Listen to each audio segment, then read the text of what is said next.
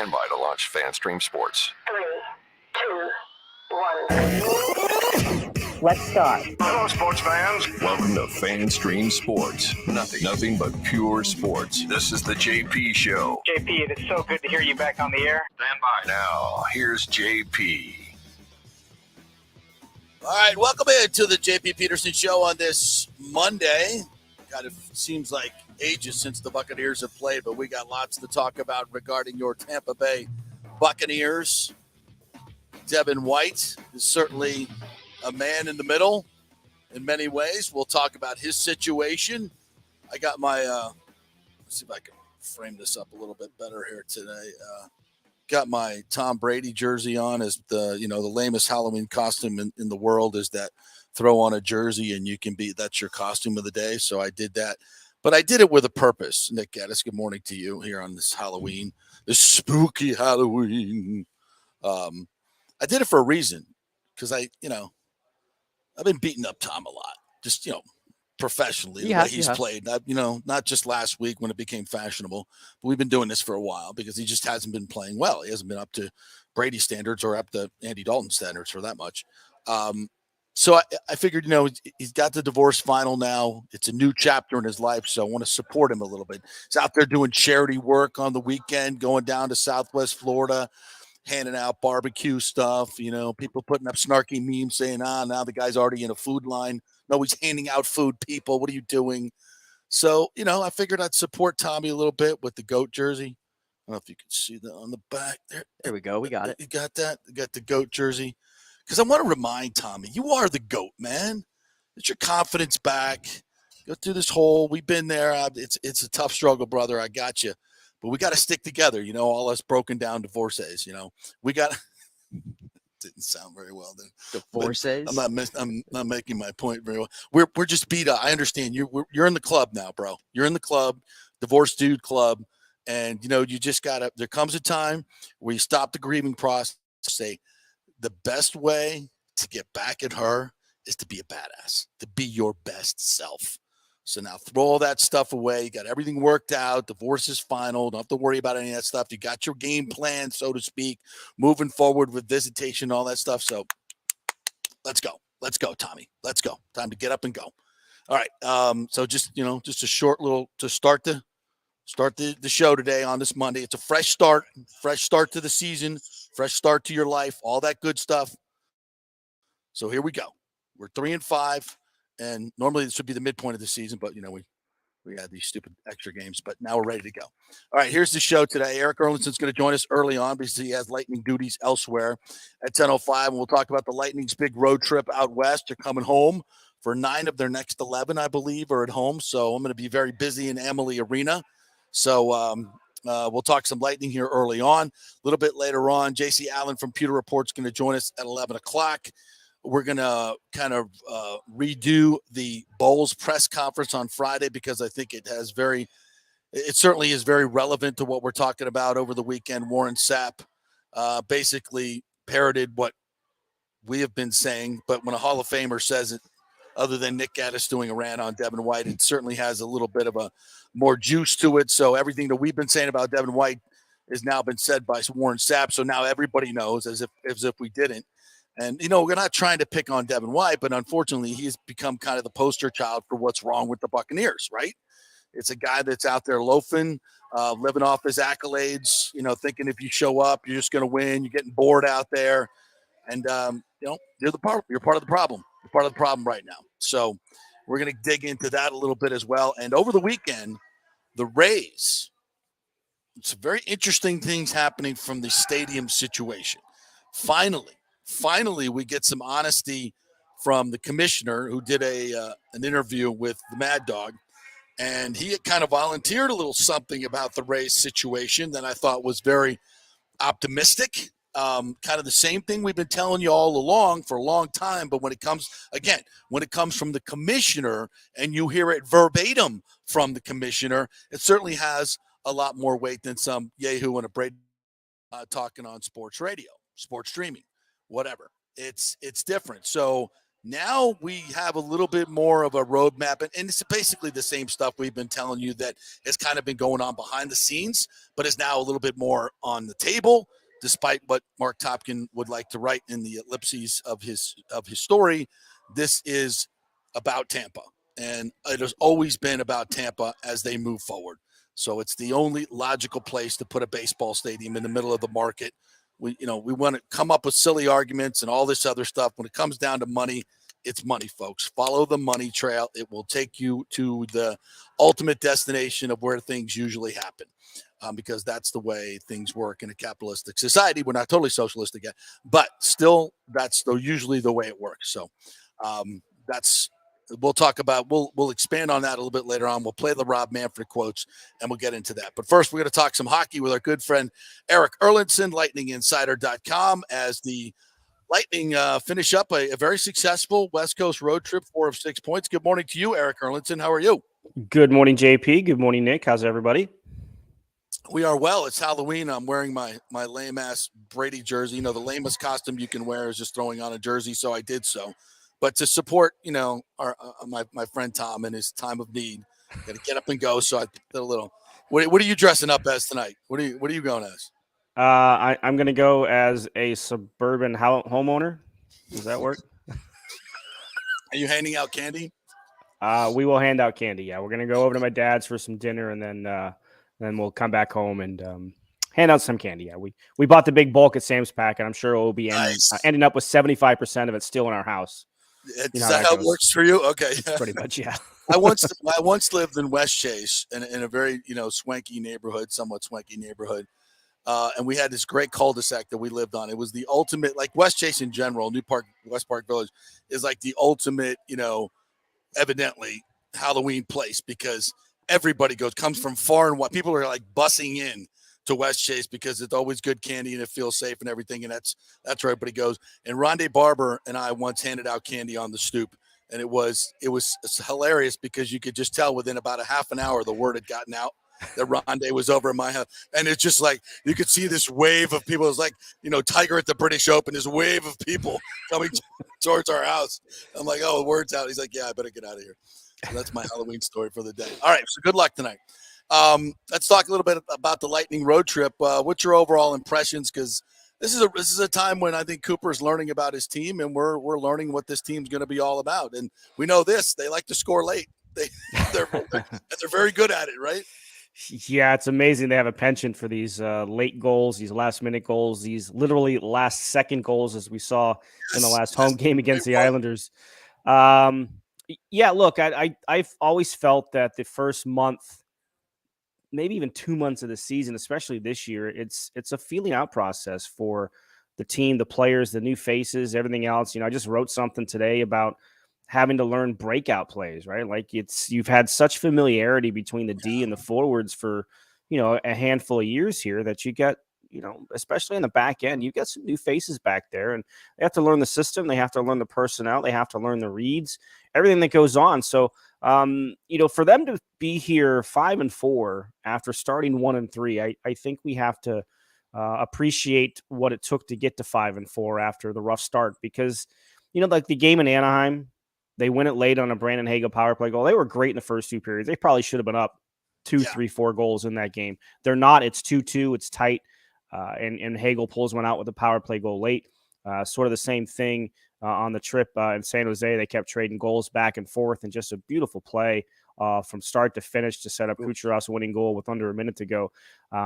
Again, played well in the first 2 periods. They didn't play their best in the third. So those are some wrinkles that still need to be ironed out. But I think as a whole, there's still work to be done. There's still a lot of work to be done. But for them to be 5-4, and now with this stretch coming up in the month of November where you play at home primarily, you're going to kind of get more into a rhythm where you're playing basically every other day, unlike the schedule in October where you'd be off 2 days, you'd play back-to-back, you'd be off 2 days. Like, it was just kind of a stutter start to the season. And now you're going to get a little bit more into rhythm and routine with, practices and games. And we know that hockey players thrive on that stuff. Yes, they do. And, that's going to be 9 of the next 11 are at home. So we'll be very, very busy in Emily Arena, which is great. And Did you see some bonding moments? I mean, obviously we're not there behind the stage, but you see the team coming together better. And I thought you said it really well. They've had periods where they're dominating. If there's one thing that I could criticize this team about right now, it's just they can't bury the puck, right? They're getting chances with all the skill on this team. I mean, I think they should probably be scoring maybe a goal more a game. I mean, is that a fair criticism? And that's going to change because these guys are just too good. Yeah, I don't know if I call it criticism, but it's definitely a fair observation because any team and any player will tell you, as long as I'm getting the chances, I know eventually they're going to go in, right? So they're getting the chances. Yeah. They're not scoring at the pace that we're used to seeing them score at. What's nice about it now, though, is there was a stretch of 9 straight goals were scored by either Steven Stamkos or Braden Point. Yeah. Now, all of a sudden, Brandon Hagel's got a couple of goals. Nick Paul's got a couple of goals. Nikita Kucherov's on the board. You finally got a goal from a defenseman not named Cal Foote with Victor Hedman scoring the other night. Yeah. So you're getting more of the contributions in that area. But yeah, as long as you're getting the chances and you play the right way, like that's what you hear the coaching staff say all the time. If you play the right way, you're going to get rewarded. And if they can consistently find what we've seen in the first 2 periods in the last couple of games, I think that's the model. That's the area in which they're going to continue on. And as long as they can do that, those chances are going to come. And they're getting stellar goaltending from both Andre Vasilevsky and Brian Elliott. If you've got that going for you, you've got a chance to win a game. Erik Erlendsson joining us here from lightninginsider.com. We talked so much about the offseason changes, and they were big. I mean, when you lose a McDonough and lose a Palat, I mean, these guys are just synonymous with the Stanley Cup runs and everything, especially Palat, who's been here over a decade. And you don't replace a man for man, right? It's just you replace what they do. But how would you grade them on filling the gaps between what Palat gave us and McDonough? Certainly Hagel has given us some great actual production and everything. But how would you say, is it a Hagel for Palat, or how are they doing on replacing Palat's contributions? Well, I think when they acquired Hagel from Chicago at the trade deadline, one of the first thing we thought of was, okay, when and if Andre Palat leaves, he's a pretty good kind of guy to replace him. He doesn't play exactly the same style. Palat's a little bit bigger than Hagel, a little bit more physical than Hagel, but they both forecheck with the same sort of determination when they get in the zone, and he's got the offensive skill. And I know a lot of fans in my mentions on Twitter were kind of down on Hagel for the start of the season. He didn't have any points for 4 or 5 games to start the year. Ready to label him a bust. And and you look at him now, he's really found some chemistry with Point and Kucherov. Mm-hmm. He's getting power play time now. To me, you look at something like that, the coaching staff sees it, right? So, okay, now they're going to reward him for it. And look, he got the power play goal to win the game in Anaheim. He was on the power play, the second power play unit, when Ross Colton scored towards the end of the second period, or the end of the first period in San Jose on Saturday. So he's getting rewarded with that. You're seeing him in PK. Like, that's everything he did in Chicago, right? Like, he was a top line guy, a penalty killer, and he was on the power play.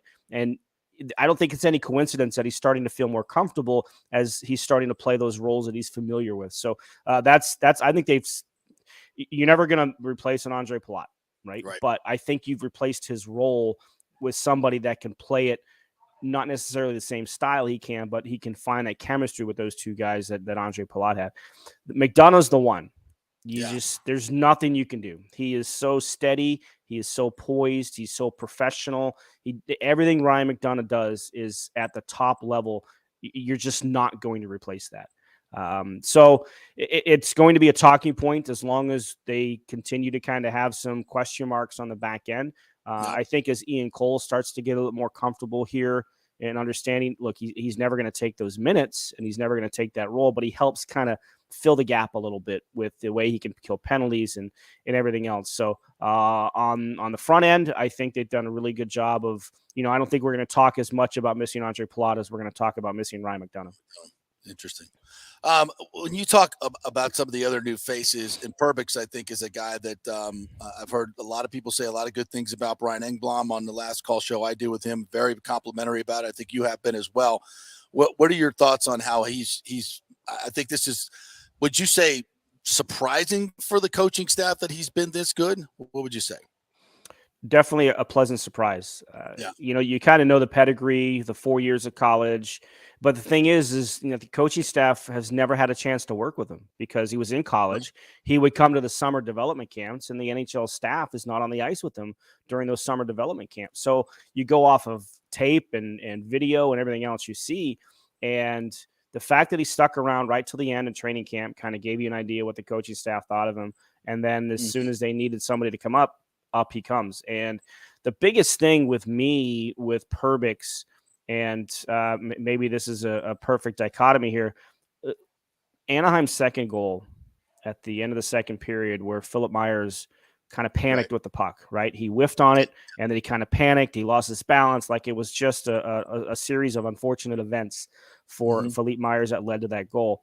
Whereas Perbix just seems poised. Yeah. Right. Like it's you can't really teach poise. You can preach poise, but you can't really teach it. And he has it. Right. It's like he doesn't panic with the puck. He doesn't crumble under pressure. And, I think back to Anton Strawman. What was Anton Strawman's greatest strength? His poise with the puck. He never panicked. He always knew what to do. And the key phrase when John Cooper's talked about Nick Perbix is he has a head for the game. He has the smarts for the game. And if you have that, you're a step ahead sometimes of your competition. So he's been a pleasant surprise. You see his ice time tick up, and you've seen his ice time tick up in road games, right? Where they're not as worried maybe about protecting him, from the matchup situation as maybe they would have been, a week and a half ago. So that's a great sign. And if they can get him to a point where they're comfortable, they're going to have some decisions to make when Zach Bogosian is ready. We're probably still at least 4 or 5 weeks away from talking about Bogosian's return. But you've got Cal Foote, you've got Philippe Myers, and you've got Nick Perbix as your number 2, 3, and 4 right now on the right-hand side behind Erik Chernak.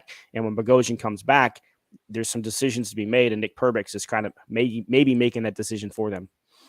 And sticking with the defensive theme, like Mikhail Sergachev is obviously a player that we're expecting a lot out of this year. And now that we've gotten a 9-10 game sample size, you think it's fair to say that we've seen maybe a bit of an uptick in his play, at least offensively? And how would you kind of grade that in his defense so far this year? His decision-making needs to be better. That's what tends to get him into problems. And it's not necessarily poise. It's just understanding the reads, right? We've just talked about Ryan McDonough. There's a guy in Sergachev who we know is putting pressure on himself to be Ryan McDonough, and he can't be Ryan McDonough. He has to be Mikhail Sergachev. And so he's had his ups and downs. I think as he starts to get more comfortable and understand, like he's been playing 20 minutes a night for the past couple seasons, right? He would just take shifts on the right side with Victor Hedman, and his ice time would be up. Now he's being asked to play that same role specifically on the left side and not be next to a superstar like Victor Hedman. He has to be the superstar, right? Especially if he's playing with Nick Perbix, who he has been playing with the last couple of games. So he has to just be better under that pressure and just take the responsibility. And I think he will. Again, a lot of fans are down because of the contract that he signed. And, there's a lot of pressure and expectations that come with it when you sign those contracts. And I think eventually he's going to live. Phil Esposito loves Mikhail Sergachev. He loves the way he plays. Again, he gets himself into trouble sometimes with his decision-making process, but there's everything in Mikhail Sergachev's game. He's physical. He's fast. He can shoot the puck. He can, the one thing that I like about Sergachev that we've seen in the last little while, remember his rookie year, the Sergey shake or whatever you want to call it, where you kind of put those moves onto the blue line. He kind of went away from that for a little bit. Yeah. It's back. It's definitely back. We've seen it a couple of times, and that kind of gives you an understanding of how comfortable and confident he's feeling about his game and maybe the step that he knows he has to take. That's a great point. And, when you talk about, the great ones, they know great, right? Espo knows great when he sees it. And, we still forget that it took 4 years for Victor Hedman, 5 years to become the real Victor Hedman that we've seen. And Mikhail's been around here forever, but so much of that was just, just a real young hockey player trying to find his way in a completely different country. It's a lot. And now you heap the contract on top of them. It's a lot. They're still very young men with a lot going on. So what we forget? Him and Nick Perbix are the same age. I know. Wow. And what is it? What's he in his 6th year? Yeah. Yeah, he came in. He's his first full year. He's 19 years old. So yeah, so there's a lot to love about this guy, and I'm not saying he's ever going to become Victor Hedman, because Victor Hedman is a Hall of Famer. I mean, but he certainly has the tools, and it's going to be fun to see how he grows into this role. I completely agree with you. Last one, got interesting games coming up. You got Ottawa's lost 2 in a row now. They're 4-4. Carolina coming in here as well. Then Buffalo's off to a nice start as well. So it just, and I'm looking at the Atlantic Division, and like Toronto and Ottawa are at the bottom, like, with everything so tightly packed. But this is a different deal this year, right? There's a lot of depth in this division. Every night, there's not going to be a whole lot of pushovers in this division. So just talk about this upcoming homestand. Even Montreal, but they put up 7. Who did they play the other night? Vegas. So they were in Vegas and put up 7. It's there's no doubt the Atlantic is deeper. Points are going to be harder to come by. Detroit was the last team to lose a game in regulation this season. Right. Under Derek Lalonde, who obviously we're very familiar with this time here. He's familiar with us. Yeah. And with tomorrow night's game against Ottawa, they just gave up 53 shots to Florida. So, the coaching staff is going to be on them. You can't play defense like that. As skilled as they are up front. And, they bring in Claude Giroux and they add Alex DeBrincat, who's really brought a different dynamic to go with the tremendous young core that Ottawa has. They look like a team that's ready to make the step. And a lot of people have them as a playoff team this year. But for me, and Carolina is going to be tough. You got Edmonton in here next week with Connor McDavid and Leon Draisaitl next Tuesday. So very good games coming up. But for the Lightning, they just need to continue to find themselves, right? Just go about finding ways to pick up points, finding ways to win games. I'm looking forward to seeing Ottawa for the first time. They kind of gave Tampa Bay some tough games last year. Matthew Joseph's return, Nick Paul facing his former team for the first time. That should be a lot of fun. But the division as a whole, it's really something that is going to benefit, I think, everybody in the division, because you're going to have to be on your game every night, and that makes you better. All right, before you go, best costume as a kid. What's the one you remember the most? Was there that one iconic costume that you wore? I was a Spider-Man guy growing up, kind of waned a little bit with the movies, but I love Spider-Man. When I had my Spider-Man costume on, I was king of the freaking world. I think I wore that thing like 4 years in a row till I wore it out. See, I was a Star Wars guy. Okay. Yeah. I was a Star Wars guy. I think I had a C-3PO costume one year. Nice. Like Nick's going to laugh at this. I'm old enough to have seen, and I'm sure you are too, JP, to seen Star Wars in the movie theater when it first came out. That's how old I am. kind of mind blowing, isn't it? And those special effects were mind blowing. We're like, oh my God, look at that spaceship. Have you ever seen anything like? You look at it today, and you're like, Death Star explode. That movie's unwatchable now. Unwatchable. You have to appreciate the time that it was in. Oh my God! That's a good costume. And Nick, you're not too far removed from wearing costumes, actually. Last year. I could remember Bob the Builder. Bob the Builder. My son was Bob the Builder. I was into Bob the Builder. Yes. Woody, I was Woody one time. Yeah. What was it? Michelangelo, the teenage. Oh, the Teenage Mutant Turtle. Yes. And I was Mike Allstott one year. I did do the whole. The boring. I was gonna eye black it and put final judgment on this today, but I thought that might be a little much. Yeah, Mike Allstott. Those are the days you used to be able to buy a pack, if you recall, with the helmet and the pants and the jersey all in one. Legit. They used to be able to get all that for like $30, $40, whatever. Not anymore. All right. Have fun tonight handing out candy there, my man. Appreciate you, Erik. Thanks. Yeah. There'll be some adult beverages going along with it, so we'll be good. Not for the kids. Not for the kids. Adult beverages. Got Fireball in the two doors down. He's got Fireball. We got a cul-de-sac here, too, so. Be checking IDs. All right. All right, boys. Be well. Appreciate it. The great Erik Erlendsson. You can find him at lightninginsider.com. Of course, please subscribe. Great. If you're a hockey fan, you got to subscribe to lightninginsider.com. Absolutely. All right. We'll take a quick break and we'll come back on the other side. And I want to get into lots to get into with the Rays situation with Rob Manfred. We'll play you that audio and tell me where you hear St. Petersburg in the audio. That's a tease. We'll get into Todd Bowles ridiculous defense of Devin White. I just don't get it. So much more coming your way here. We're brought to you by Emerging Investigations, emerginginv.com, Tampa Bay's #1 private investigation agency, and by the Jeeves Law Group, JEEVES lawgroup.com. Back in 3. Stay with us.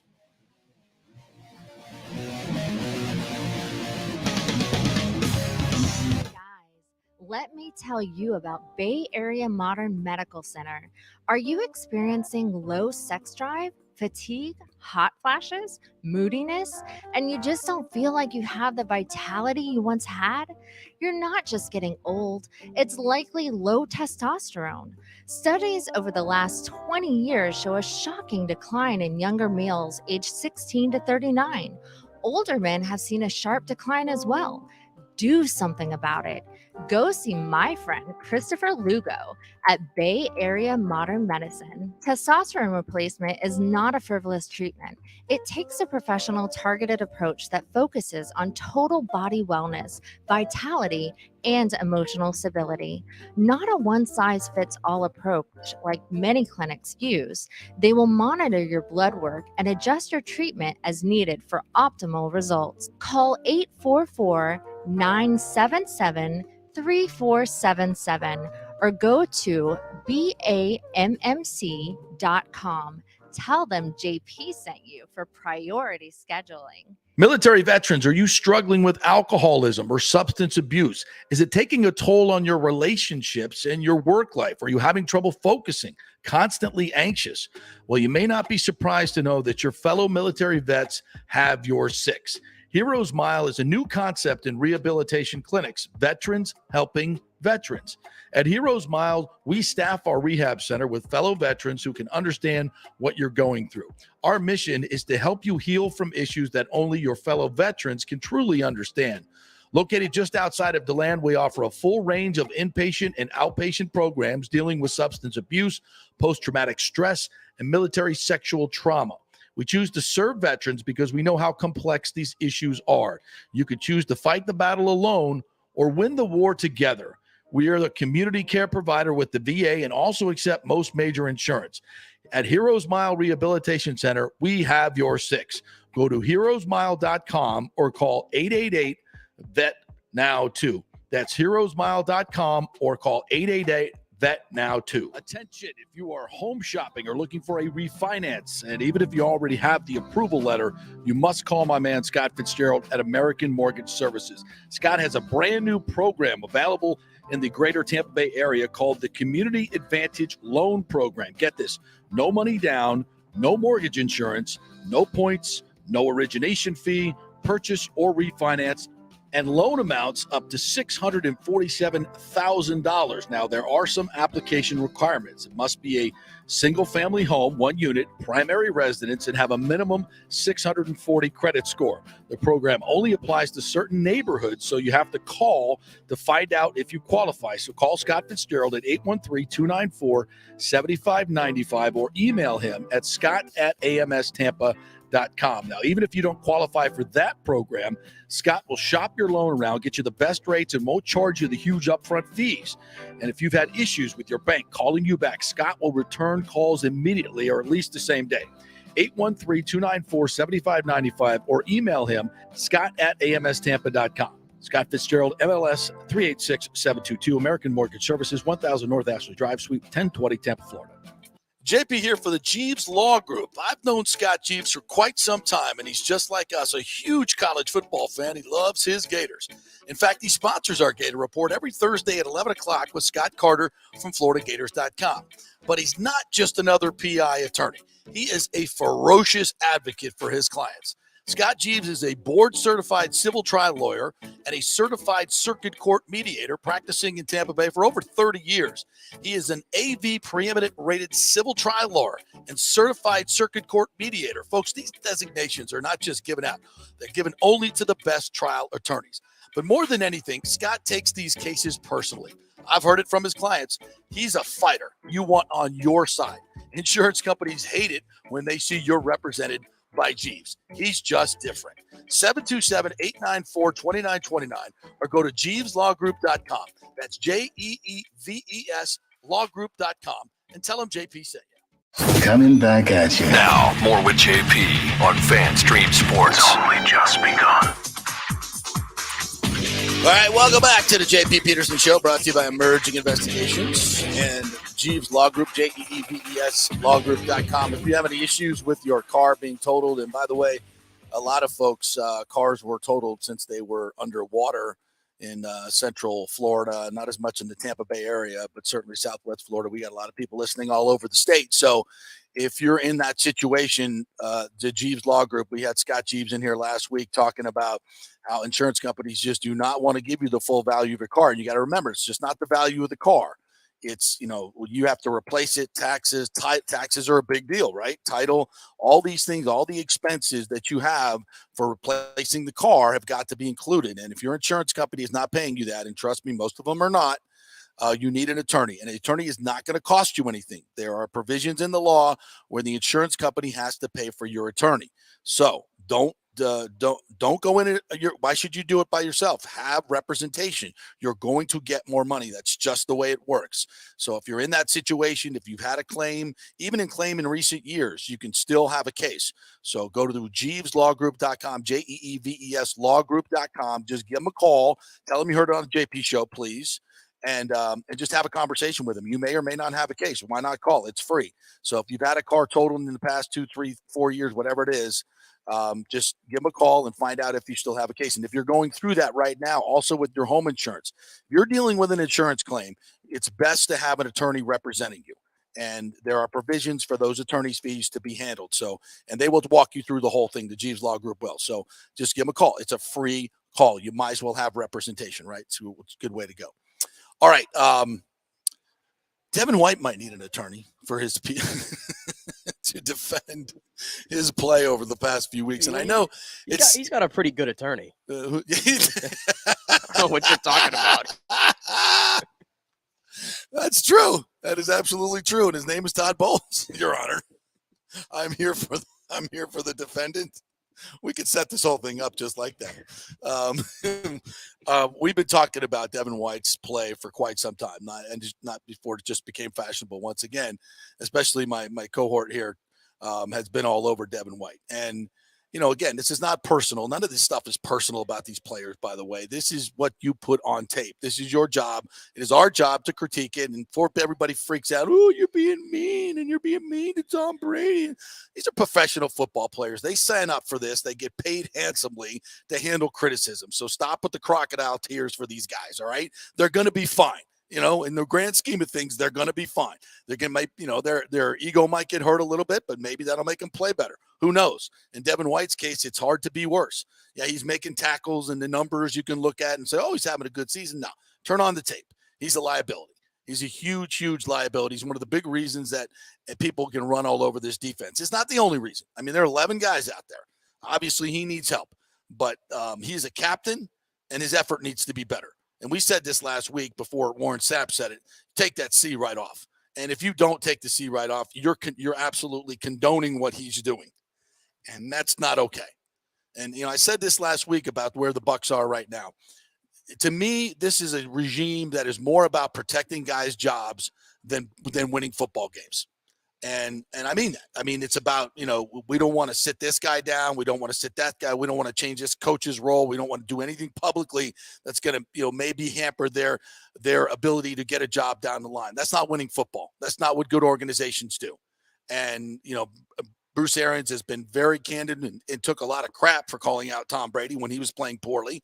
But guess what? It all worked out all right, didn't it? They won a lot of football games. This team was so much better under that situation than what they're playing now. I mean, I hate to, and this is not personal on Todd Bowles because I love him as a dude. He is an ultimate dude. He's a great guy. He's a great dad. He's 10 times the man I'll ever be. And we love him as a human being. But what his team is putting out there, and he is the head coach, is dramatically different than what we've witnessed the last 2 years. Dramatically different, not just a little different, dramatically different. The effort is not good. The execution is for crap. I mean, Tom Brady and Mike Evans not on the same page. I mean, that to me, when I went back and looked at the tape this weekend, the All-22, that to me was one of the most baffling things I've seen. And there were at least 3 instances where they were clearly not on the same page. And that's 3 more than ever happens in the last 2 seasons. That's a little bit of hyperbole. But in one game, and that's 3 times they weren't on the same page. There was probably half a dozen times where they did not hook up where they should be hooking up. It was a Steelers game yesterday. AJ Brown had, is that right? Yeah, Steelers Eagles. Yeah. Did you see the way Justin Fields was testing that secondary time and time again? Jalen Hurts was testing that time and time again. Yeah. In a lot of those situations, he wasn't open by 2 or 3 yards. He wasn't, but they were throwing the ball to him because he's a dominant receiver against hacks. He's a better player. He's a much better player. And where Tom Brady or Byron Leftwich, whoever you want to blame, would not pull the trigger to throw the ball downfield. I see they're in shell coverage. Throw the damn ball anyway. You did it one time to Chris Godwin, and you know what he did? He beat 3 players to the football because he's that much better than those guys. Sometimes it's not the X's and O's, it's the Jimmy and Joes. Throw the damn ball. He'll catch it. Yeah. I tell you what, I watched a lot of football yesterday, probably a lot more than I usually do. Of course, because you're zeroed in on the Bucs. Yeah. But I watched even more this time because I was like, I really want to see what other offenses look like. Exactly. I really want to. And it makes ours look so much worse. Oh, my gosh. Yeah. I mean, dysfunctional. I come here today, and it's like, I feel worse about this team after watching the rest of the league. Absolutely. I really do. I'm seeing all these Falcons teams. put up 37 points on the Panthers. The Panthers scored 31. The Panthers scored 31. Are you kidding me with PJ Walker? Yeah. Yeah. I mean, but to me, it's like the Falcons. The Falcons offense scored 37 points. And the Bucs got on the 3. Panthers. A week later, the Bucs got 3 points. 3 points against that defense. Yeah. How about you? I mean, I know the Eagles are the best team in the league, maybe, but the fact that they were able to put 37 on the board with ease to the Steelers, they probably could have kept on going. Of course they could. Just like the Bills could have kept on going a few weeks ago, and the Bucs just can't even score a touchdown against these teams. Yeah. I mean, I keep bringing up Seattle, but like I watched Seattle again, they're not doing it with the same parts that the Bucs have. I know. And Geno Smith looks like an All-Pro. Yeah. And I can't for the life of me understand it. And when I was watching that, and I'm doing some prep for the show last night, that's what came to my mind. I'm like, I'm watching the Falcons Panthers. I'm going, look at how easy they're moving the ball on the Panthers. You know why? Because the Panthers defense is awful. It's not awful, but this is what you can do to them. And it's a quarterback that can't throw for the most part. Again, with average receivers. Yep. And I mean, average personnel compared to where the Bucs personnel is. So if that personnel can put up that many points on the Panthers, and you scored 3, I mean, that's not just coaching. That's just not the quarterback. That's effort. That's focus. That's coaching. That's so much that is gone wrong. And folks, you don't want to believe that this offense is dysfunctional right now in terms of its play calling. It is. Well, they are. And it's not just Byron Leftwich's fault. It's confusing for the fact that Nick Leverett, I mean, God bless that guy. He's got like, you know, in terms of natural ability, okay, he's probably a 3 on the NFL scale. But damn, does that dude fight hard. Yes. He plays hard because he just got his chance and he's not going to let go of it. And I swear to God, if Luke Gedeke, not personal on Luke, if Luke Gedeke is put into that game on Sunday over Nick Leverett, then it's just forget it. Just you're done. You're done. I don't even want. I'm done with this team. 99? I'm done with this coaching staff. I'm done with everybody. Like that is just. I mean, you turn on the tape. My God, he ain't perfect, but my God, he's so much better than Luke. And the offensive line as a whole played so much better than with Nick Leverett in there. And that's a change that should have been made week 3 at the latest. Yeah. At the absolute latest. Yeah. And you let this charade go on, and now it goes on to Devin White. They're too late on everything. They've been too late on everything. Even Bowles, when he was speaking, you know, we're going to make schematic changes or whatever. That was the big changes that he alluded to on Thursday after the game. 8 weeks in. It takes you 8 weeks in and 2 losses in a row to 2 awful teams. And 5 of 6. And that's what now the light goes off because you lost to a Baltimore team that's just better than you. Yeah. Now the light goes off. Oh, we got to start making changes. I mean, first of all, you got my hopes up. I thought I was getting an announcement sometime Friday. Big changes this weekend.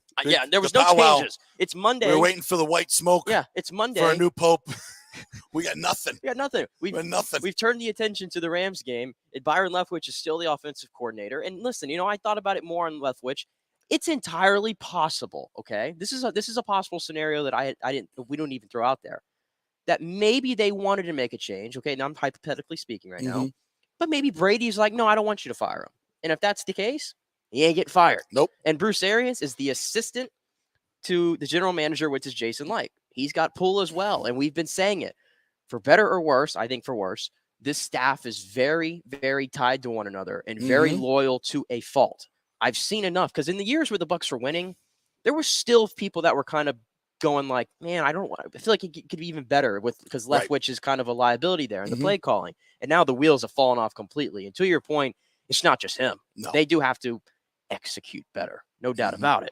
But he's definitely a big problem. And I think you want to send a message just to get a fresh idea. I know it's the same playbook, but just to maybe get a fresher ideas in there, maybe call plays at different times. I think it needed to be done. But 100%. Clearly we got to turn the page on it because it ain't happening. Well, let's hope that it happens behind the scenes. Let's hope changes were made behind the scenes. And Todd Bowles will speak today. The team is back in One Buck Place this morning. And they'll have tomorrow off. Brady tonight too, by the way. Yeah, Brady on his podcast tonight is the well-sponsored podcast. We'll get some feedback from him. We'll obviously have that audio tomorrow. So we transition now to Devin White. This all goes to accountability. And it's one of the things that I think it was one of the hallmarks of the Bruce Arians era. From day one, they had that accountability board up, and they talked about it a lot. And you could slowly see from the year he was that as they went through the first season in 19 that accountability. And you know what happened when the quarterback threw 30 interceptions? He was gone. And we tried it. What we see is not good enough. We got to go get somebody else. That doesn't seem to be what this regime is about. This regime seems to be more about protecting jobs. And that's not winning football. So here's Warren Sapp as he's watching the tape that, everybody, and again, I put this out on Twitter this weekend. Everybody's got the all 22. You don't have to be a Hall of Fame coach now to turn on the tape and look at guys and say that dude's loafing. I mean, it doesn't take brain surgery. Like a lot of times I know fans and media too, myself, and I try to be wary of this. If you don't know what the call is, you don't necessarily know whose responsibility it is. Sometimes it looks like a linebacker, but it could be a safety. So you don't know for sure. Only the coaches know that. But in situations like this, there's no hiding it. It's 3rd and 9. It's a 10-10 game. They throw a screen to the outside, and Devin White is just loafing. I'll tell you something else on that play. He ain't the only one loafing. No, he's There's not. about 4 or 5 guys on there where the plays at the sideline, they're like, I think I'll jog half speed. That does not fly. At least so it's not just Devin White. At least they were jogging. Yeah, Devin White was hardly. And, of course, 2 tackles get broken on the Zion McCullum. Well, we'll let Warren Sapp break down the play. But here's Sapp. Maybe it was late night and he was a little tired, or maybe something else is going on. But he could see – but he can see clearly what the hell's happening here.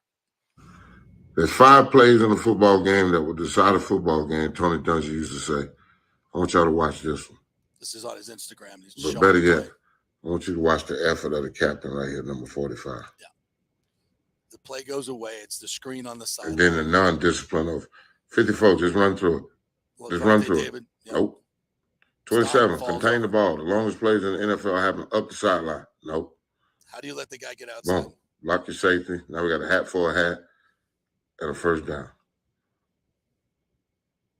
I want you to watch the captain. Now he's rolling it back multiple times. How do you show up with your defense on Monday morning with this type of effort? Yep. I asked for your C off your chest. Are you shitting me? We said that on Friday. Are you kidding me right now? Nope, we're not. What is that? Awful.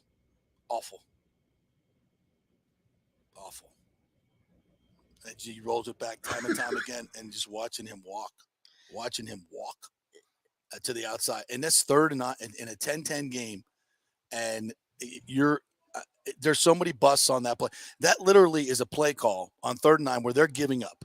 They're like, we break a tackle, maybe we'll get a first do it down. all the time and get like a yard. Yeah, it's 3rd and 9. We're not going to throw the ball downfield into the shot. We're just going to let's see if we can, block it up and break a tackle on the outside. Maybe we'll get a first down. And there, of course, where they were in the field, Harbaugh's probably going for it on 4th down.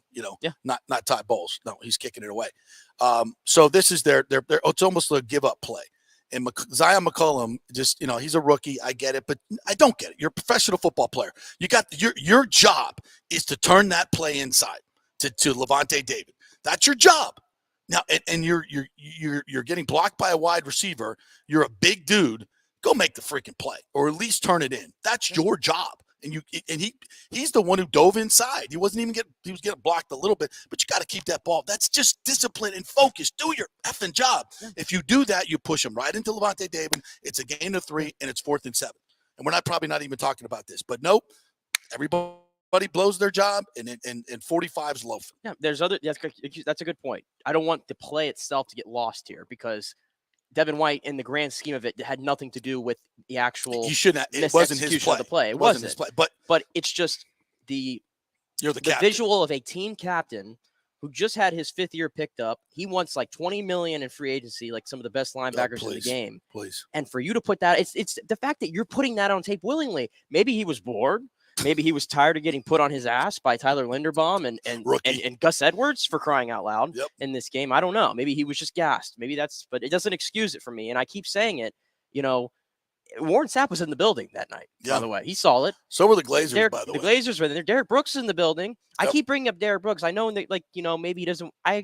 Derek Brooks is the greatest linebacker in history of this franchise. Hardy Nickerson comes after that. Levante David comes after that. And I'm here to tell you that Devin White may want to be like those guys, but when you put crap like that on tape, he's not you're not in the same stratosphere. No, and bring it back to the current day, Roquan Smith ain't doing that.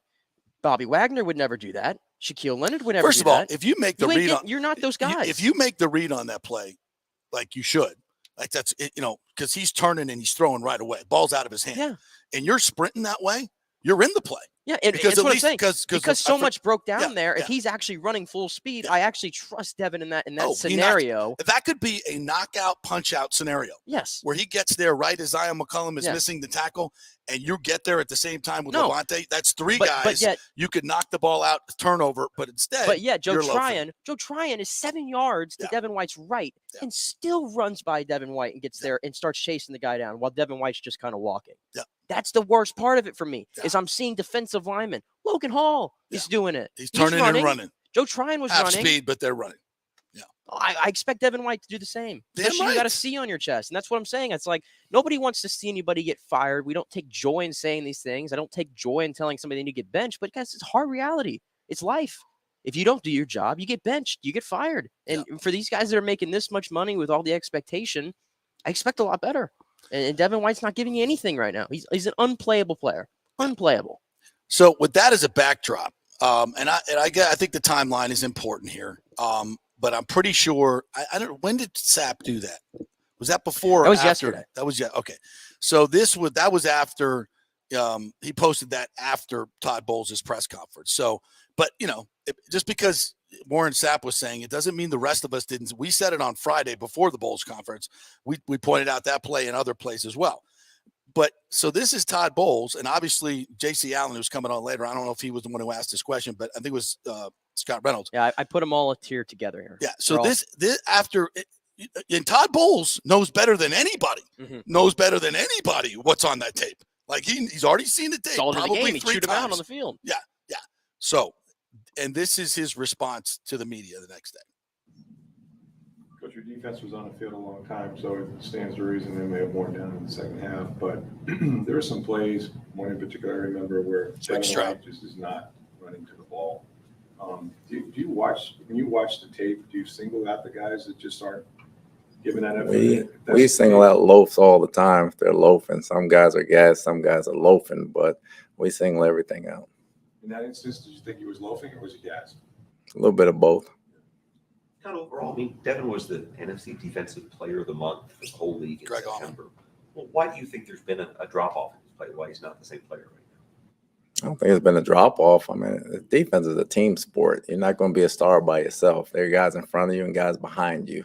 To say that Devin has dropped off, I mean, the defense has dropped off, I would say. I wouldn't say Devin has dropped off. So it's about playing together. It's about making your reads and doing the right things. He's doing a lot of things we asked him to do. I have no problems with Devin. So with Devin, you said you have no problems with him. We're looking back and looking at the last few weeks, there has been struggles getting out blocks, over pursuing plays. We saw some loafing yesterday, as you called it. Is there any point where the scenario comes up where you may look to see what Falcazzi can give you in that position? Devin's our starter, and I didn't see some loafing. I saw a play, and you can point to anybody on this team where you say they weren't playing well any week of the season. So to pick on Devin is unnecessary. Devin is sometimes out of position. I mean, I know like the Najee Harris, touchdown a few weeks ago in Pittsburgh. Is that because he's pressing because he's trying to make that big play? Mental error? No, again, I don't have a problem with Devin. God, I love me some Todd Bowles. Love him as a human being. He's just a great guy. So much stuff that he does away from football that you guys don't know about. Can't say enough about him. But that's awful. For a head coach to stand up there and, Your Honor, we heard the prosecution we heard opening argument from Warren Sapp. He's defending this guy. And I get it. It is a team sport. It is there's a lot of guys that are missing stuff, but this is your captain. And it's so obvious every game that he's being taken advantage of, especially in the red zone. He gives up a touchdown that's on his guy. Every team schemes for it. Since we've been talking about this for a couple of years now. And I know Todd Bowles knows that better than anybody. Todd Bowles is coaching him up. Todd Bowles is telling him that's your guy. Todd Bowles is he knows. He knows better than anybody. So if you can't hold him accountable publicly, Todd, makes you look silly. It makes you look silly, and it makes you look like you're not holding your players accountable. And then when we watch what's on the field compared to what we've seen the last 2 years, and now you're the head coach and Bruce Arians isn't, what other conclusion are we to come to here as a jury? As the jury here, you're defending this. He's caught red-handed. This is Jesse Smollett. The case is overwhelming. And you sit there and you say, he's not the problem? That makes you lose credibility as a head coach in the public's eye. And I understand you don't want to call out anybody. It's team defense. I get all that. But at some point, you have to. And is this going to make Devin feel bad? Why are you protecting him? Is it because I know you're ripping him in film? We know that's happening. So why? Maybe it's a long. Todd was a player, obviously a very good player. He's a coach. There's a code between the media. We keep everything in house. I get it, but times are changing. 20 years ago, we didn't all have the all 22. The public wasn't as educated about things as we are now, and we can all see it. So when you don't call out guys for obvious stuff, and it's not just this play, you look silly. You look silly, and you lose credibility. And to me personally, when you see what this team has been in terms of execution and winning football games and making adjustments and being better than the other team, and then we watch with a lot of the core still here. I know there's different people. A lot of the core still here. You're this bad. You're not this much worse. You're this much worse. And that's alarming. You scored 3 points against the Panthers and the Falcons put up 37. You could score 18 points against the Steelers while everybody else is scoring whatever number they want to put up there. And come on, dog. I'll go back to what he said about Devin White. I thought that was some of the biggest BS I've ever heard in my life from a coach say. You have a player that I went as far to say he's unplayable right now, right? And he's wearing that captain's patch. And to be that disingenuous at a press conference, I don't care if you're trying to protect a player. I'm tired of hearing that from this staff, okay? Because you know who didn't do that was Bruce Arians. And guess what? For better or worse, you're being compared to Bruce Arians. I don't care because it was working with Bruce Arians and it ain't working with y'all. So I'm going to compare you to Bruce Arians. Bruce Arians called out Tom Brady.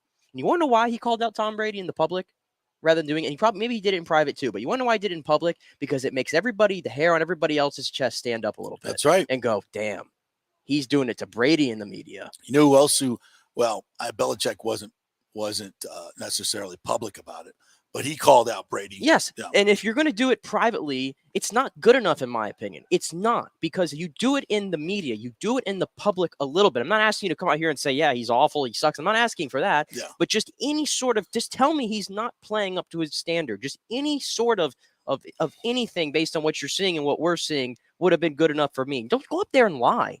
That was useless rather. And you do it in the media, everybody starts talking about it, it gets in the public. Now the player goes, damn, I really got to like get this going now, right? It's a mentality thing. It's more than just doing it in private, and the staff doesn't understand it. It's the same thing offensively. And, there's an answer in here. We'll get to it when we start doing more bowls when he talks about Nick Leverett. And there's like one thing that he said about Leverett that irritates me as well that we'll get to. All right, let's do it. Let's move forward with some of the other things in there. And again, we can only compare what we're seeing on the field, right? And if clearly, like I said, Todd Bowles is calling out Devin White in the meetings. I guarantee you that. We know that. Everybody on the team sees what's going on. Everybody watches the tape. The coaches critique it, and I guarantee you they're very hard. But that's not working on for Devin, because he's making the same mistakes game in, game out, game in again. So maybe a little public criticism, maybe from Warren Sapp or whomever, maybe this will get his ass going and get him more focused. We'll see. And maybe they don't trust these coaches right now. I think personally that, to me, what I see on the field, and I said it 3 weeks ago, did I not? Mm-hmm. This is dysfunction junction. And you got players that are not being held accountable, so the whispers start happening from other players. Nick Leverett should be in there.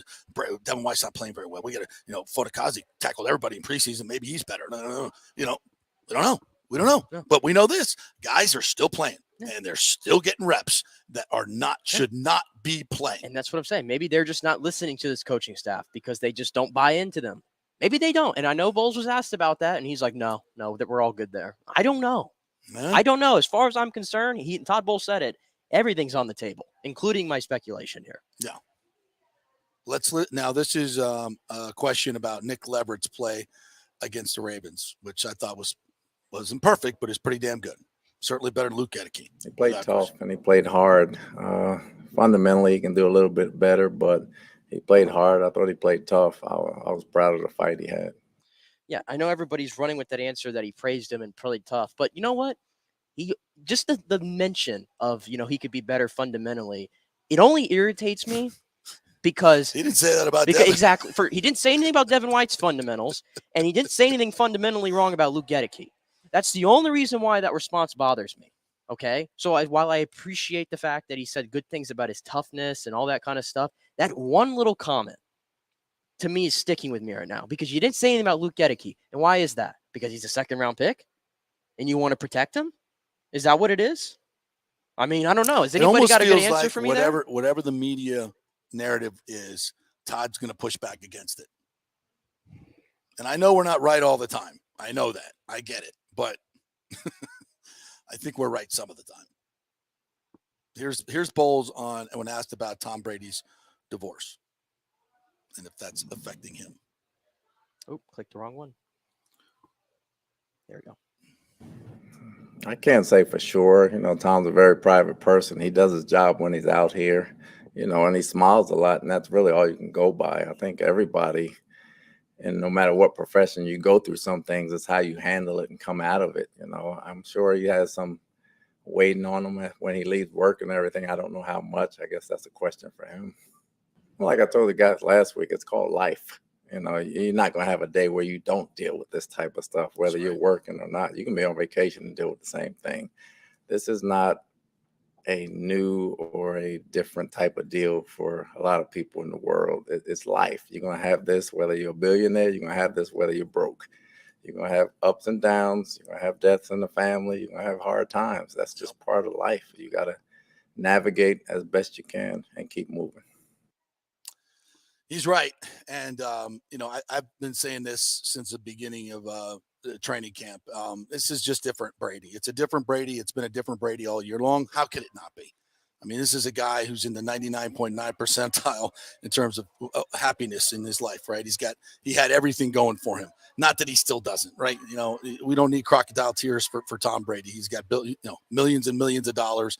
He's the greatest to ever play it. He's got a $360 million contract waiting for him at Fox. He'll be fine. But to personally think that his mind has not been distracted through all this is ridiculous. And again, I've said this many times, his mind is his superpower. It's always been his superpower. And when your superpower is taken away, when Thor's hammer is taken away, he's just a dude. Good looking dude, pretty strong, but he's just a dude, right? And when Tom Brady's superpower is taken away, he's just a dude. And that's what he's been all year long. just a dude. And to restore his superpower, you have to put an offensive line interior that is in front of him that will stand up where he can step into a throw, survey the field, and let it rip. And everybody else has to be on board with what's going on. They need to restore confidence in the coaching staff. They need to restore confidence in their quarterback. And their quarterback has to have confidence in the offensive line to get the job done. And maybe with Nick Leverett in there now, he'll have that confidence. This is a turning point, obviously, for this team and hopefully for Tom Brady. And as someone who's been through this, there comes a turning point. You get to that point where the grief part is over and you got to get your ass back to work. And you got to refocus on what you're doing in your life and refocus on what your kids need and what your life needs. And hopefully, and frankly, I think it will take longer than this. It's a longer grief period, I think, for most people. But again, he's got a very public job and a job to do. And hopefully he can lock back in because mentally this has not been the same Tom Brady. And that's not to be mean. That's just factual. That's just factual. So let's hope he clears back in. Hey, we got to change real quick. We got to change. We got to change? We got to change. Yes. The Bucs have signed a player. Ooh. Trade? No. Tyler Johnson has been brought back to the Bucs.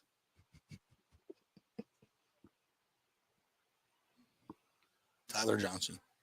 And that is what that sounds like. Tyler Johnson has been brought back to the Bucs. That's our issue. There you go. That's our issue. There you go. Clearly, we can't trust Scotty Miller or Bashad Perriman. We trust Tyler Johnson, who got 0 targets for the worst team in football, the Houston Texans. Here's your answer, folks. There's change. Let's bring back a guy we drafted because maybe he didn't get a fair enough shot. Wow. All right. Well, on that note, let's take a break. And stew on that for a moment. JC Allen from Pewter Report, who asked all those hard-hitting questions in the press conference, will join us next, and we'll try to get some positive thoughts going for this team and where it's at, because I believe it can be fixed. It can definitely be fixed. No question about that. We'll be back in 3 with that.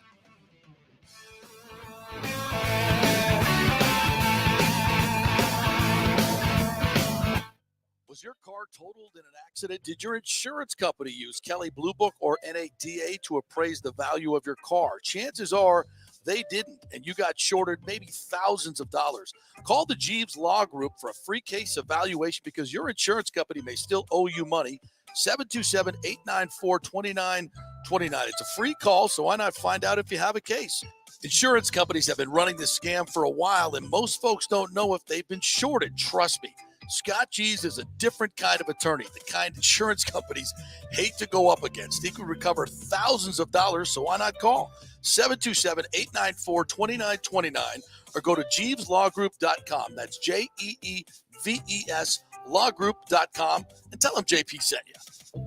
JP here for Emerging Investigations, Tampa Bay's premier investigation agency. Do you suspect your spouse is cheating or involved in a divorce, that your spouse is hiding money, an ex-employee or current employee with suspicious behavior? Is there a criminal matter you need help with? If you need information you can count on, using the professionals at Emerging Investigations is a slam dunk.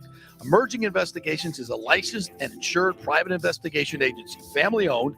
Emerging is your ideal resource to secure evidence and validation, allowing you to make informed decisions in life's biggest matters.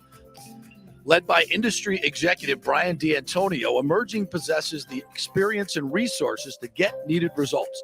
Emerging Investigations maintains an excellent reputation as a premier investigation agency. They are known for results. You're not just hiring a PI, but an organized, dedicated team using state-of-the-art technology. Their proven investigative methods produce crucial information used in criminal cases, insurance fraud, and personal injury claims.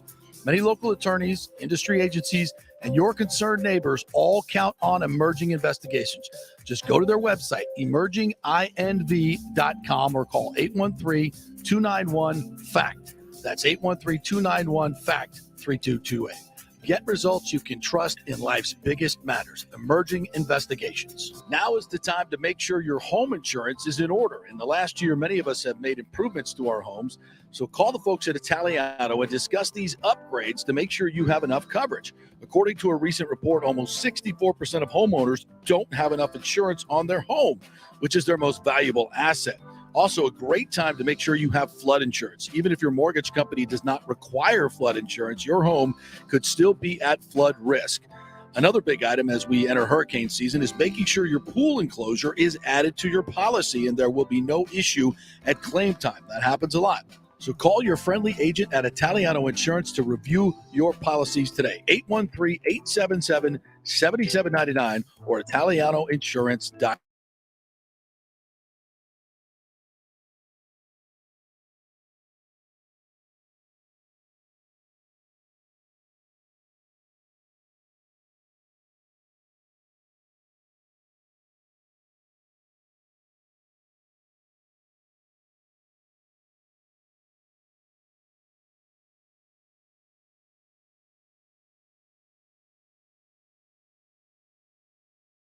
Jewelry Supercenter. It's never been more important to shop local and support the businesses that support our amazing Tampa Bay community. None better than the great folks at the Golden Diamond Source, 3800 Ulmerton Road, or online at goldendiamond.com. Let's go right now. Back to the show with JP on FanStream Sports.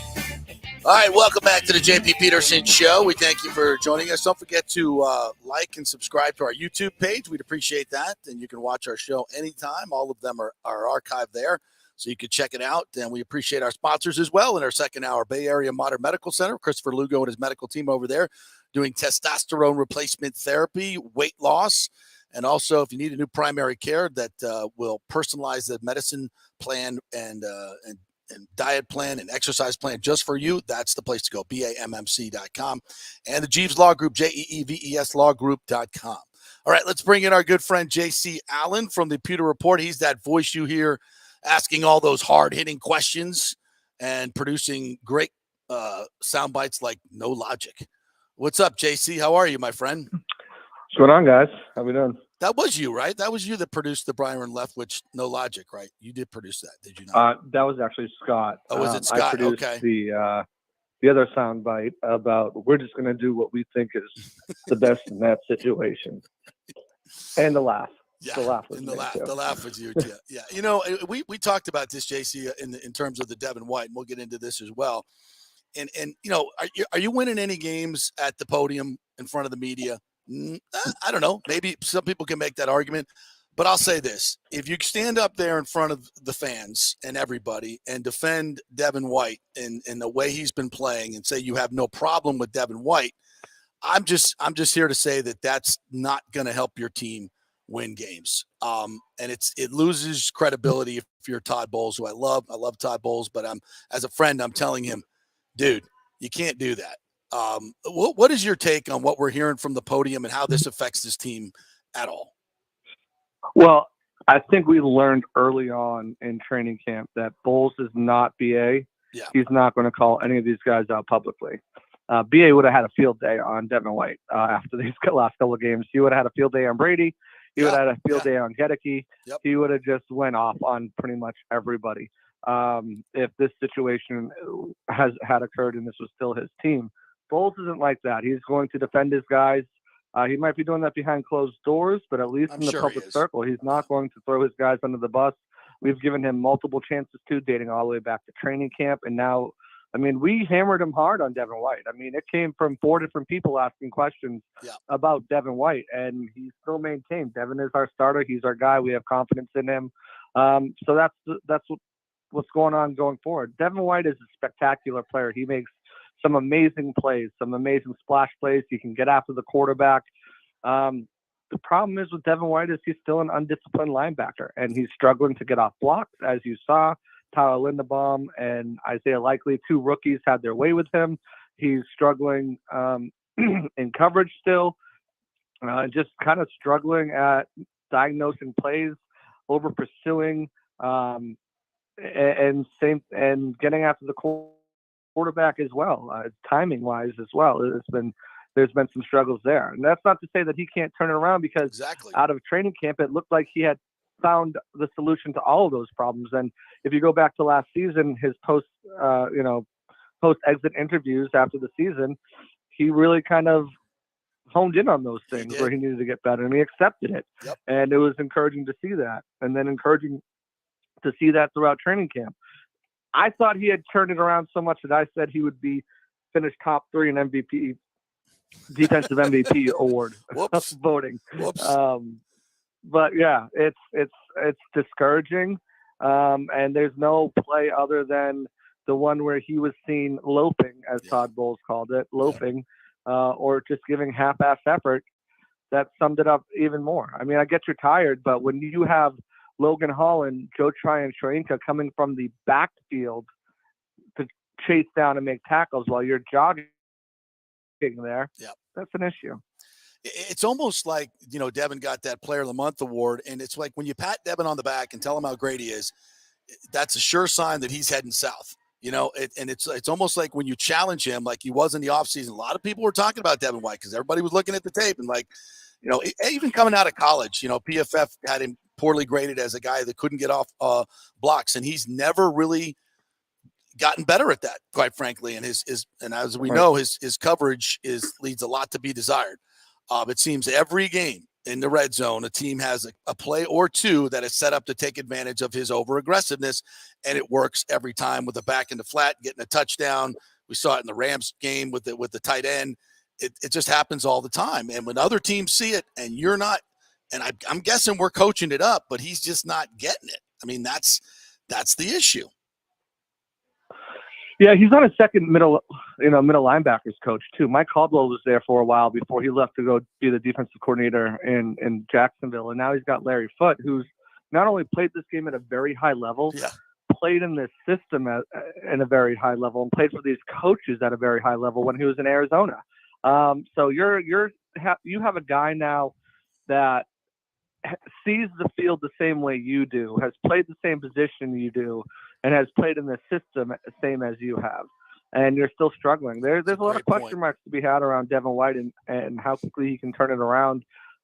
They really don't have a better option, though. I mean, Olakunle Fadukazi, he's not there yet, and you want to talk about getting exploited in coverage. That's a guy who he's a 2-down thumper, and while there's a place for that in the NFL on some teams, it's not with this Bucs team, not the way they operate on defense. So I really don't know what the next move is other than, you saw Bowles have some words with him at halftime coming out of that half and kind of yelling at White on the sideline. I don't know what else there is to do to motivate this young man. I think if you talk about those Super Bowl comments, I think that's the guy who's probably targeted at, living in the past, living off past recognition. He's getting all these accolades thrown at him all offseason, top 10 linebacker, top duo in the league between him and Levante David. And then you got PFF, who, again, is not the end-all, be-all, the football Bible when it comes to, what these players are, because you can certainly dispute some of the grades they have, but they've continuously been down on Devin White and coverage, getting off blocks. And at this point, missed tackles has been huge too. Your job as a linebacker is to make tackles and not let them get to the second level. With your speed, size, strength, and athleticism, it should not be happening at the rate it is. You should not be getting blocked by guys who are half your size, and should not be falling for play fakes with fullbacks, quite frankly. Right. So I don't know what the quick turnaround is for Devin White. I don't know what the quick fix turnaround is for this entire offense. They just signed Tyler Johnson back to the practice squad. Woo-hoo! Maybe that's it. I don't know. I doubt it, but I don't expect them to be busy movers and shakers before tomorrow's deadline either. No, and I don't think it's honestly worth it at this point. But one of the other big changes we did see in this game, obviously, was Nick Leverett in there at left guard. And I know Bowles praised his toughness and all that kind of stuff. And I think it's clear to everybody that the offense, at least in pass pro, was functioning a lot better with Nick Leverett in there. My question to you is, do you have confidence in this coaching staff that they're going to stick it out with Leverett? Or are they going to just go right back to being like, oh, we'll get it. He's our guy. He's a second-round pick. We're just going to throw him back in there anyway. Confidence in the coaching staff. That's the question, right, Nick? I don't know. I think if you look on the tape, it's clear. It's clear that Nick Leverett gave this team a boost, especially on those first two series when everything was clicking. He was the second highest graded player for the Buccaneers after Tristan Wirfs. No kidding. In last week's game against the Ravens per PFF, and he just brought a different demeanor there. Now, he did let up late in the fourth quarter. He did let up a sack against Justin Houston. That was a cover sack. But to be fair, Brady held the ball for more than 4 seconds. Exactly. So at some point, you got to get rid of the ball. And he did let Washington have one of his 3 batted down passes, get a hand on a ball. But Brady, for the most part, wasn't running for his life. The pocket wasn't collapsing. Whether it was Brady, the receivers, etc., they just weren't on the same page, and which is weird in itself because this team has been together for 2 years now, and the guys he's thrown to, they've done amazing things together. But I think as far as left guard, you know what you have in Gedeke, a young rookie who's promising, who showed good things on film, but is also not ready. He's just not ready yet, and Leverett gives you a different dimension. He brings that toughness onto the line, and he's also very smart, and he's a student of the game. Yep. Leverett's in there sometimes before Coach Bowles is even in the building, and he's texting, talking to him. He's texting Coach Bowles while Bowles is pulling in. Like, what do you think on this play? He's like, I'm not even there yet. So you combine that with the fact that he was training at center all season. He knows all the call changes he's going to make. He knows what Brady's seeing. He knows all these things, and he can relay that much easier to Donovan Smith. And Hainsey now doesn't have to worry about conveying this to a rookie who's still learning the NFL game. Yep. He knows that Leverett's seeing the same thing that he's seeing. He just has to communicate it to Shaq, who's a veteran of the game, and communicate it and knows what Brady sees anyways. I mean, Shaq played with Brady for 4 or 5 years. Yep. He knows what Brady likes. He knows what Brady is looking at when he's there. And Tristan Wirfs doesn't need anyone to tell him anything because he's just going to handle his man every play. Right. So, so I think you have the answer you need there for now. What if this coaching staff goes back to Luke Gedeke? That's a situation that you look at differently. All right, so if they go back to Luke Gedeke this week, I'm sorry, then I lose all faith in this coaching staff. I'd say then you just turn into Viserys Targaryen and just burn them all. Burn them all. Burn the whole thing Burn them down. all. Absolutely.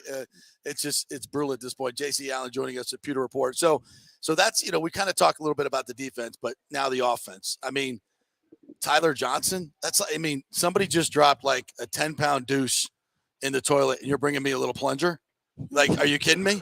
Like, this is how you're going to fix this crap show is with the little plunger? No, you need an industrial snake to clean up this mess.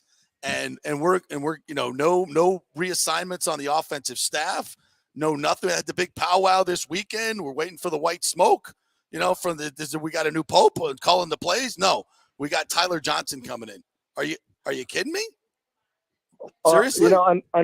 Unfortunately, that's the only thing that's going to be out there. Now, I don't expect the Bucs to make a move or at least a big move. Everyone wants the names and, Bradley Chubb and Josh Allen. They want these guys. The fact of the matter is, Shaq Barrett, there's no way of getting out of his contract. He's tied up for the foreseeable future with his team. Joe Tryon-Strink is on a rookie deal. He's looked pretty good. He had a really good game against the Ravens, except for a few plays. And you already have negative $47 million in cap space next year.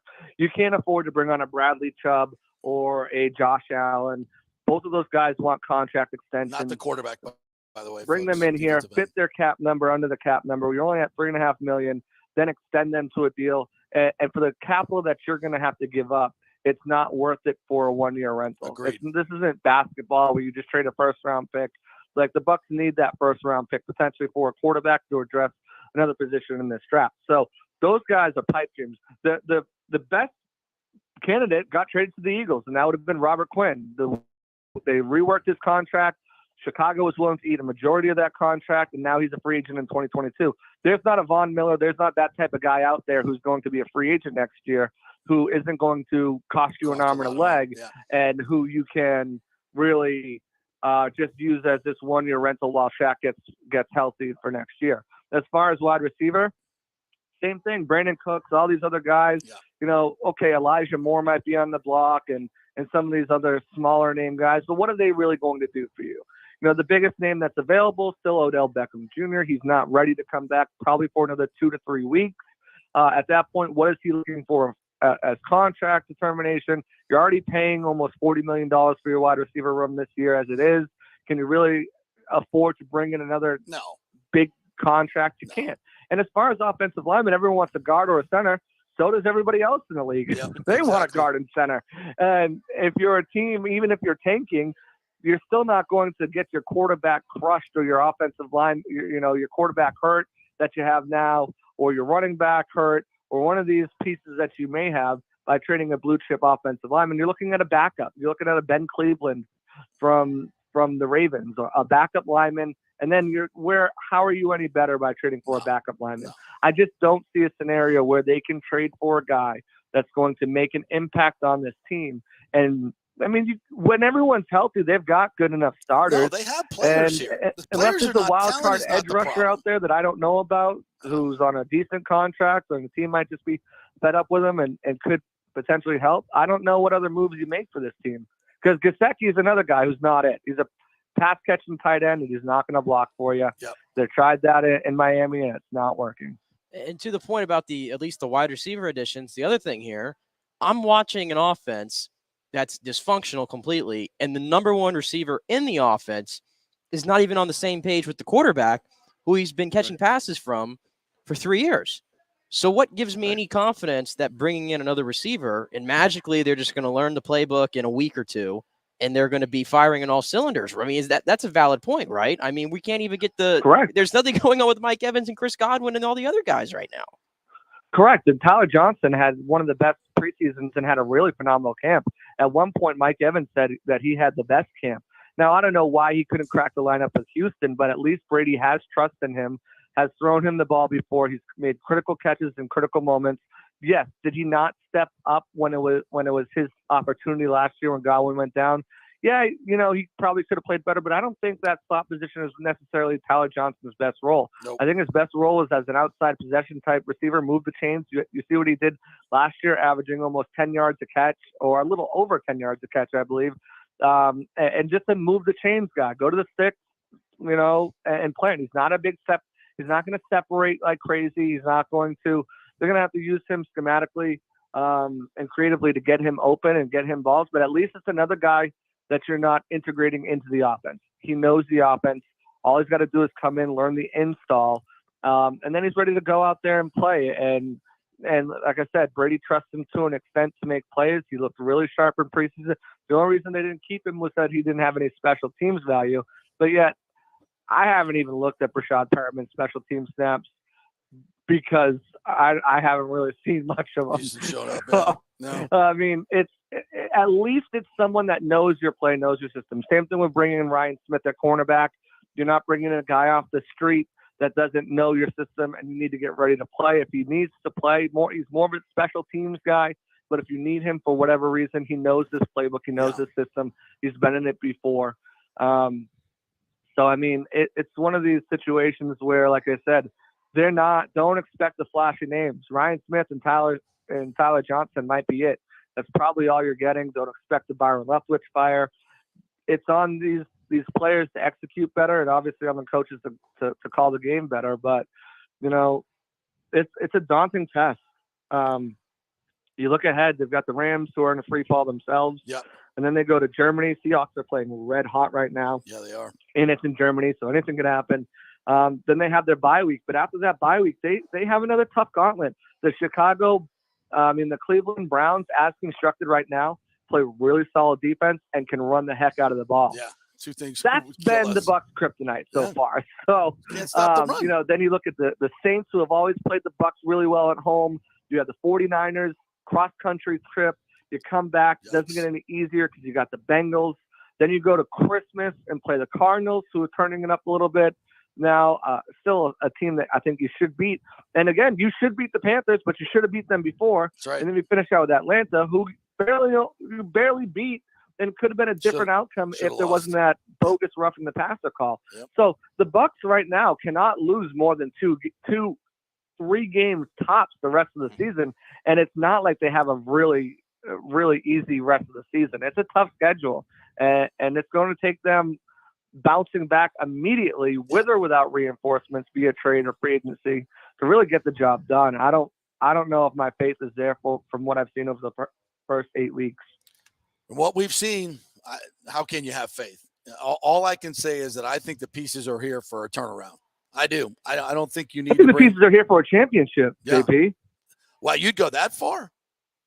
I think they have the talent on this roster. If they can get everyone back healthy, they have the pieces on this team, the players on this team. Then Even what's with so Shaq wrong? Barrett down, Then what's so wrong? Like we've mentioned for championship. What is so wrong? Then if we have to win a championship, is the coaching staff that bad? Are the players just not? I said 3 weeks ago after the Atlanta game, this is complete dysfunction. The offense, it seems to me like the offense doesn't trust the coaches. The players don't trust each other. The defense, the coaches are sniping at the players. I think it's total dysfunction at this point. That's what I've seen, because these guys are way too good to be playing this crappy. I mean, you can't score 3 points against the freaking Panthers in that situation and get your ass kicked like that when it's not a complete dysfunction. Now you can change that, but it takes something dramatic to happen to change it. Brady's got to stand up in front of the group. Todd Bowles has got to stand up in front of the group. They got to do something, bring Bruce Arians back in. They have to do something dramatic. Going to work the way they have every week. Let's meet on Monday. We got to work harder. We got to do this better. We got to play better. We got to execute, blah, blah, blah, blah, blah. That ain't getting it done. Somebody's got to turn a table over. Somebody's got to throw a chair. Somebody's got to do something dramatic. And over this weekend, I haven't seen anything dramatic. I haven't heard of anything dramatic. I don't, maybe it's all behind closed doors, but something has got to change dramatically.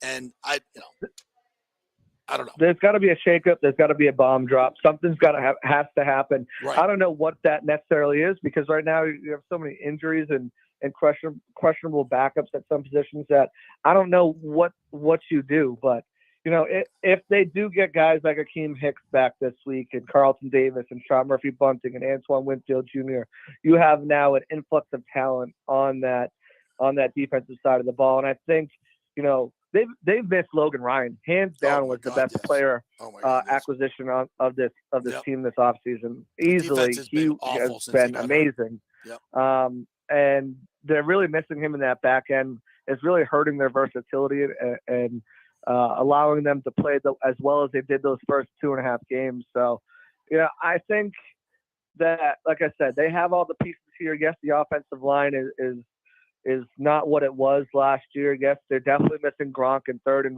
down and red zone opportunities. Yep. But it's not like they don't have the talent to get it done. I think at this point, the coaches should have made that's the biggest thing, JP. What's the answer? Yeah, adjustments. It shouldn't be hard to figure out, because you got the guys. You got all the guys there. You got to make some bold changes, and you first and foremost, RB1 should be Rachaad White. That's a no-brainer.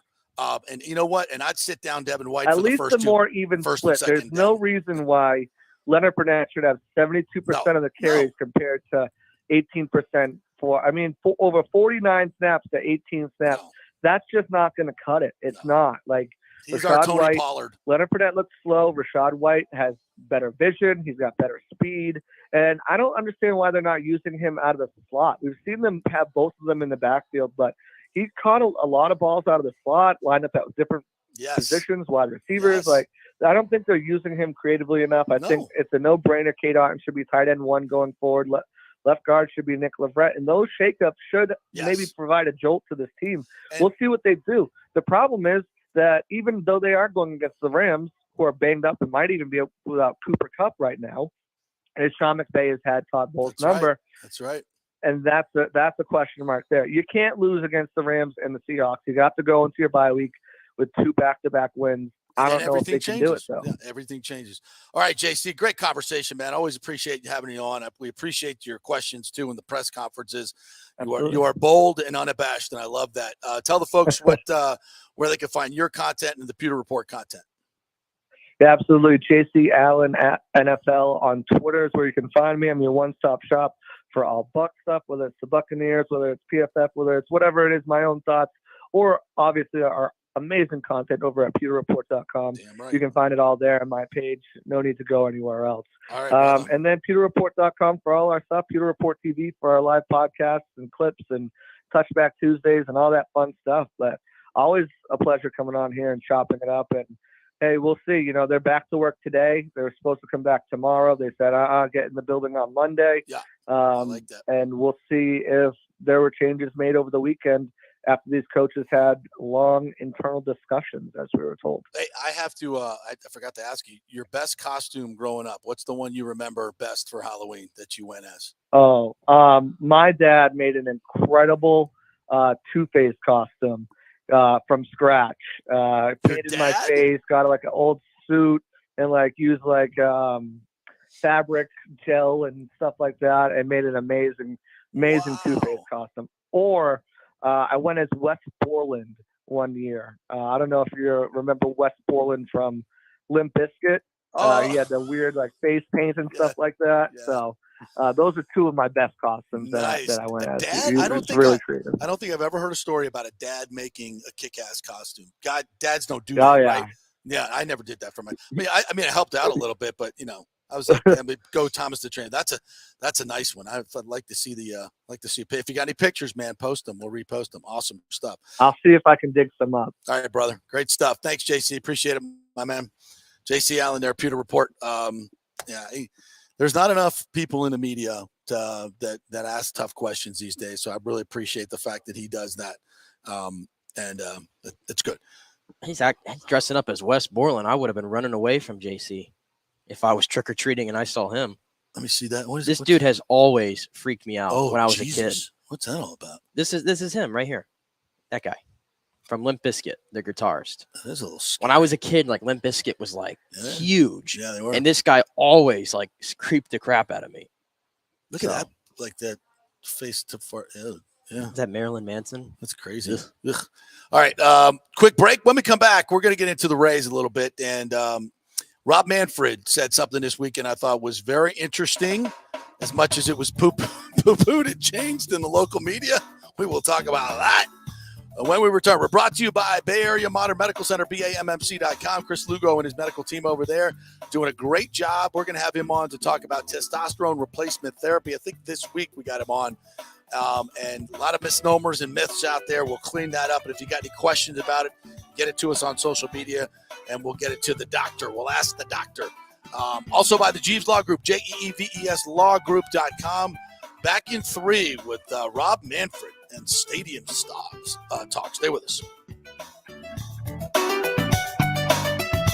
Attention, if you are home shopping or looking for a refinance, and even if you already have the approval letter, you must call my man Scott Fitzgerald at American Mortgage Services. Scott has a brand new program available in the greater Tampa Bay area called the Community Advantage Loan Program. Get this, no money down, no mortgage insurance, no points, no origination fee, purchase or refinance, and loan amounts up to $647,000. Now, there are some application requirements. It must be a single-family home, 1 unit, primary residence, and have a minimum 640 credit score. The program only applies to certain neighborhoods, so you have to call to find out if you qualify. So call Scott Fitzgerald at 813-294-7595 or email him at scott@amstampa.com. Now, even if you don't qualify for that program, Scott will shop your loan around, get you the best rates, and won't charge you the huge upfront fees.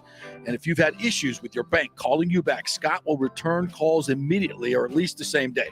813-294-7595 or email him, scott@amstampa.com. Scott Fitzgerald, MLS 386722, American Mortgage Services, 1000 North Ashley Drive, Suite 1020, Tampa, Florida.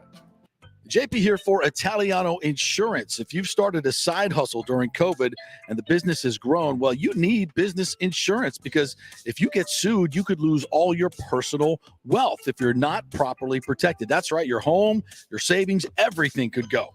So get protected now. Call the great agents at Italiano Insurance, 813-877-7799, and a real human will answer the phone and get you protected. If you haven't shopped your business insurance in a while, you could be overpaying by thousands. One customer had their golf buddy handling his business insurance, then called Italiano to shop it around, and they saved him $26,000 a year. Yeah. So call 813-877-7799 or go to ItalianoInsurance.com. Italiano Insurance, protecting all the pieces of your life for over 60 years. Military veterans, are you struggling with alcoholism or substance abuse? Is it taking a toll on your relationships and your work life? Are you having trouble focusing, constantly anxious? Well, you may not be surprised to know that your fellow military vets have your six. Heroes Mile is a new concept in rehabilitation clinics, veterans helping veterans. At Heroes Mile, we staff our rehab center with fellow veterans who can understand what you're going through. Our mission is to help you heal from issues that only your fellow veterans can truly understand. Located just outside of DeLand, we offer a full range of inpatient and outpatient programs dealing with substance abuse, post-traumatic stress, and military sexual trauma. We choose to serve veterans because we know how complex these issues are. You could choose to fight the battle alone or win the war together. We are the community care provider with the VA and also accept most major insurance. At Heroes Mile Rehabilitation Center, we have your six. Go to heroesmile.com or call 888-VET-NOW-2. That's heroesmile.com or call 888-VET-NOW-2. Guys, let me tell you about Bay Area Modern Medical Center. Are you experiencing low sex drive, fatigue, hot flashes, moodiness, and you just don't feel like you have the vitality you once had? You're not just getting old, it's likely low testosterone. Studies over the last 20 years show a shocking decline in younger males aged 16 to 39. Older men have seen a sharp decline as well. Do something about it. Go see my friend Christopher Lugo at Bay Area Modern Medicine. Testosterone replacement is not a frivolous treatment. It takes a professional, targeted approach that focuses on total body wellness, vitality, and emotional stability.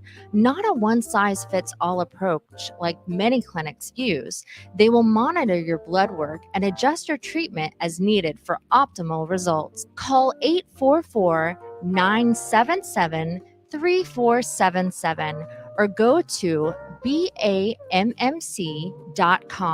Tell them JP sent you for priority scheduling. Ladies and gentlemen, let's rock. This is FanStream Sports with JP. All right, welcome back to the JP Peterson Show, brought to you by Emerging Investigations, the Jeeves Law Group, JEEVESLawgroup.com, and also Bay Area Modern Medical Center.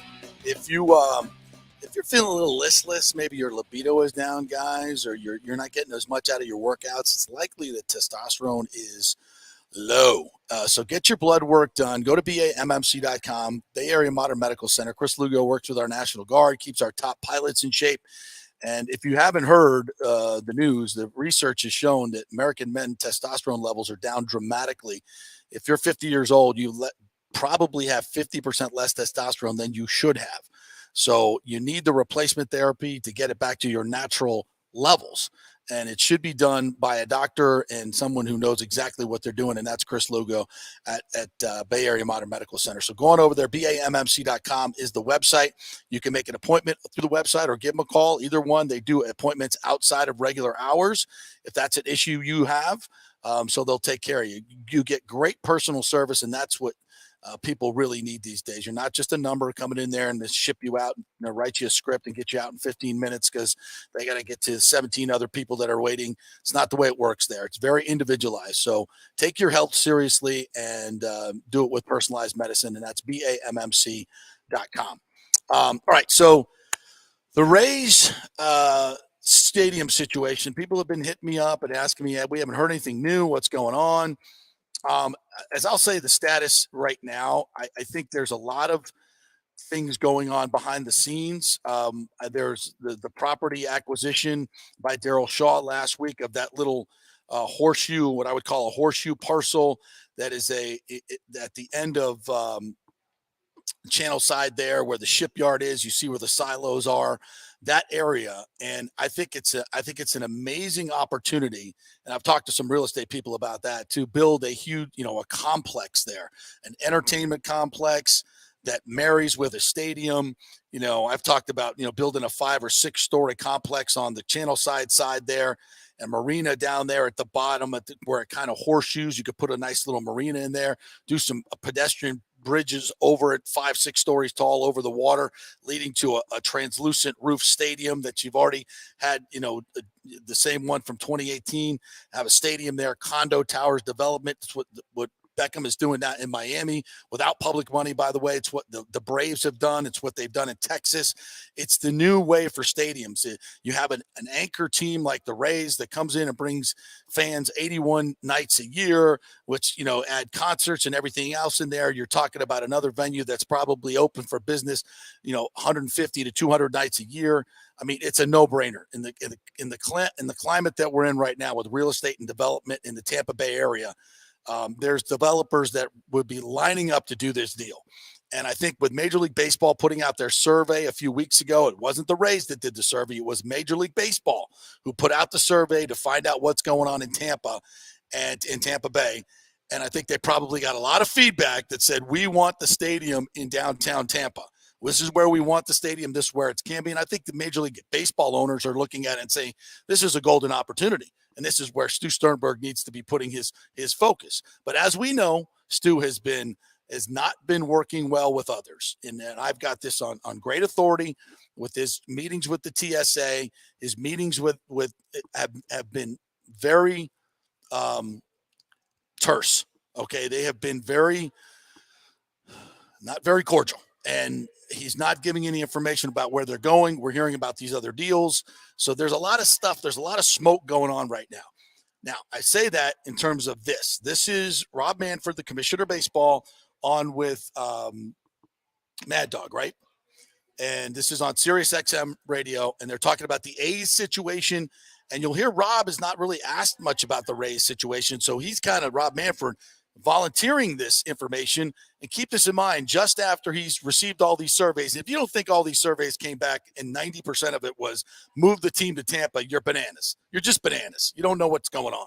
There's nobody crying for a stadium in St. Petersburg, maybe a small minority, but in terms of the fans, there's no fan group out there saying, let's keep it in St. Petersburg. It doesn't exist because there are no fans in St. Petersburg. No disrespect, but there's not.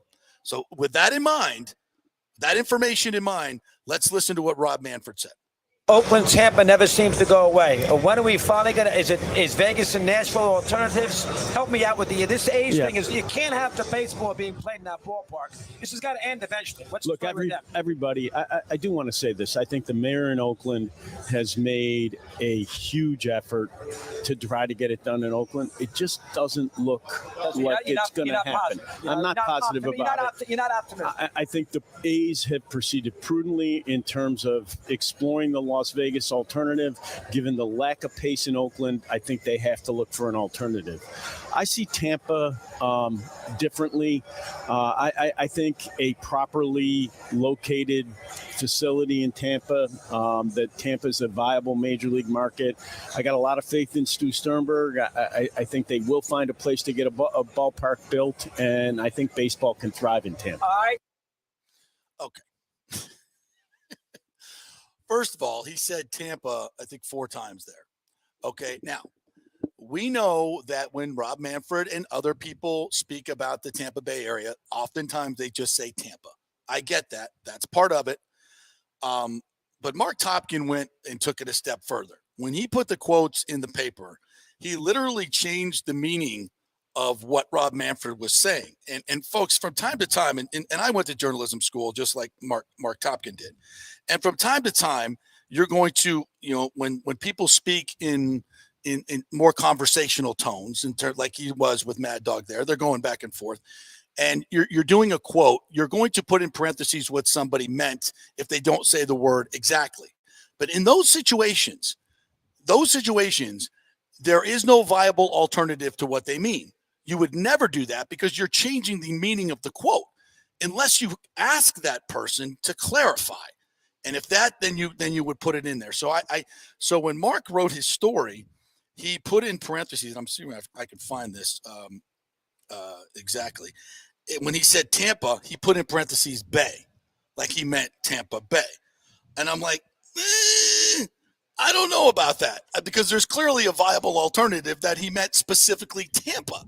So you can't put that in from a journalistic standpoint. You cannot put that in parentheses unless you've clarified it with him. And that's why I tweeted at Mark, which of course he's never going to tweet back at me. Is like, did you clarify this with the commissioner's office before you put that in there? Because you're completely changing the meaning of the quote by assuming that's what he's talking about. Now, he might be, but there's a viable alternative that he's actually talking specifically about Tampa and not St. Petersburg. And when he says a properly located stadium, what the hell do you think he's talking about?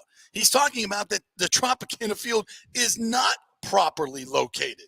I mean, that's as obvious as the nose on your face. That's what he's speaking of. So when he says a properly located stadium, if they can get that, he's meaning not St. Petersburg. Is that not obvious to everyone? If it wasn't for, I think the poll changes it for me, because we just had the recent poll and we went through it on the show, right? There are questions specifically relating to St. Pete. Right. And there The are survey. questions. They're not the poll, The the survey. survey. Yeah. Right. And there are questions specifically relating to Tampa. They are separated in the poll. And because of that poll, and because they've probably just gotten the results of that poll, I like to think that he would use the terminology that way. But obviously, Chris Mad Dog Russo opens up and says, how are we feeling about the situation in Oakland and Tampa? Yeah.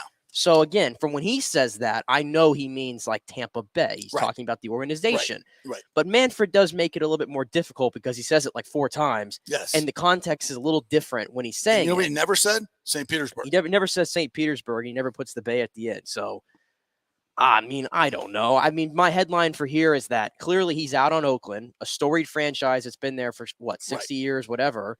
And he still believes that this market, though, is going to work. I think to me, that's my main takeaway is he's not looking at relocation. For everywhere. They're not moving this franchise. No. And when he says properly located, what's he talking about? He's not talking about moving it 2 blocks from where it is. He's not talking about moving it to the racetrack or the dog track area. If Rob Manfred has spent any time, and I don't know if he has, but if he has spent any time around around the Trop site and just kind of looked around and just kind of gone everywhere, it's a no-brainer. It's not a baseball market. It's not a baseball We market. all know this. And he just got a survey back that said that backed up the people in Tampa Bay. I guarantee you 85 to 90% of those surveys that he got back said move the damn stadium to Tampa. Yeah. And this is to me, this is Rob Manfred reaffirming that they're not. So you people who keep saying they're moving to Nashville, they're moving to Las Vegas, they're not moving. They're not moving. Because contrary to what this franchise has had you brainwashed, this is not a small market. It's not a This small is market. not a small market. It is booming. 11th largest market, soon to be a top 10 market in terms of. And by the way, baseball teams are looked at in regional comp. Not only the 30-minute minimum that they use 1.5 million people, which of course St. Petersburg is 600,000. Then the minimum is 1.5. It's 2.4 million people now. When the stadium is built, it's going to be 2.7 million people within, these are the projections. Within 10 years, and the life of the stadium is 30 years at least, you're looking at 3.5, 4 million people. And then you're looking at within an hour and a half's drive, you're looking at 7 to 8 million people with the 18th largest market down the road. Folks, a properly located stadium is the key words there. He knows it. Everybody knows it. Now, the thing I'll really disagree with was he said, I have all the confidence in the world in Stu Sternberg to get this done. That's the part that really took me aback. I thought of you immediately when I heard that. Are you still thinking that this guy's going to get it done? Are you out of your freaking mind? And then there's this bombshell he dropped as well. Can you continue to play this? Yeah, we'll keep playing it. This is like what another thing that's not going to get any play whatsoever, except on this show for the most part. Let's talk about this. Does the NFL's got a deal where they give $115 million to owners if they go out there and build a stadium? Does baseball have that same deal that you can give Sternberg $115 million? We have a different deal, actually. When a club builds a new stadium, they get to deduct the cost of the new stadium against their revenue, which in turn increases their revenue sharing. So it's not a one-time payment, but it is a revenue stream that they continue to get over a 10-year period. If Oakland does leave, when would that be? Look, Oakland. I don't think he says it. What? I'm like, what? So now you're telling me that whatever Sternberg spends on the stadium, he gets back in revenue sharing money? And he still won't pay for half the stadium? I saw that look, Mayor. At that moment, Mayor Kreisman walks by as I'm talking about this. Did you know this? That Stu gets, the commissioner said this weekend that they deduct the cost of the stadium if they build a new stadium into their revenue sharing dollars for the next 10 years. Did you know that? Are you even, and he still wouldn't give up half for the stadium? He doesn't want to say anything. I'm sorry, Mayor, I stopped you. The look on his face is just priceless. Are you kidding me? No, he didn't say you get the full amount of the stadium, but he just said over 10 years, you get to deduct the cost. That's real money. That's real money.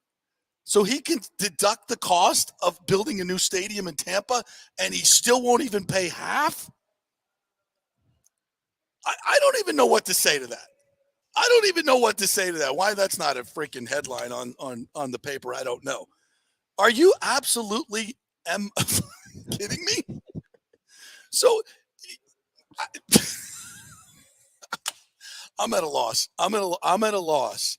I mean, I'd like to get some more specifics on this, but if you're telling me that he gets to deduct the full cost of the stadium and gets that money back in terms of revenue sharing and still won't pull the trigger on a new stadium, and you, Rob Manfred, will sit there and say you have confidence in Sternberg and his ability to get this done? I just for the life of me. And now you're telling me with this, I can go do the development and get the development rights and get a piece of all this other stuff. And I mean, I'm the dumbest business person on the face of this earth. A real estate, but I can tell you that's a freaking gold mine. In this market, to have a baseball team, you have a monopoly on the baseball team. There may be other owners wanting to move to this market in Tampa and let him build a stadium in St. Petersburg, because that is a freaking gold mine. You can literally recoup that money from Major League Baseball in revenue sharing dollars. So he's going to get even more instead of getting 50 and 60 million in revenue sharing. So the cost, say his cost is $450 million for half the stadium, right? So in 10 years, they're going to give you $45 million a year. That more than covers your nut of mortgaging the stadium. You're making money on that. Like, I can't even imagine. Like, I can't even imagine how greedy this dude is. It just boggles the mind. So with all that said, I just can't see, we follow the money. You're going to get money back for the cost of the stadium. You've got a huge downtown, wonderful spot where you can put it. In the 11th largest market, you already have a built-in fan base here, and you can also get development rights. I mean, I don't know.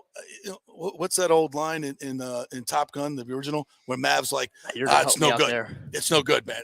And his new call guy goes, it doesn't get any better than that, Mav.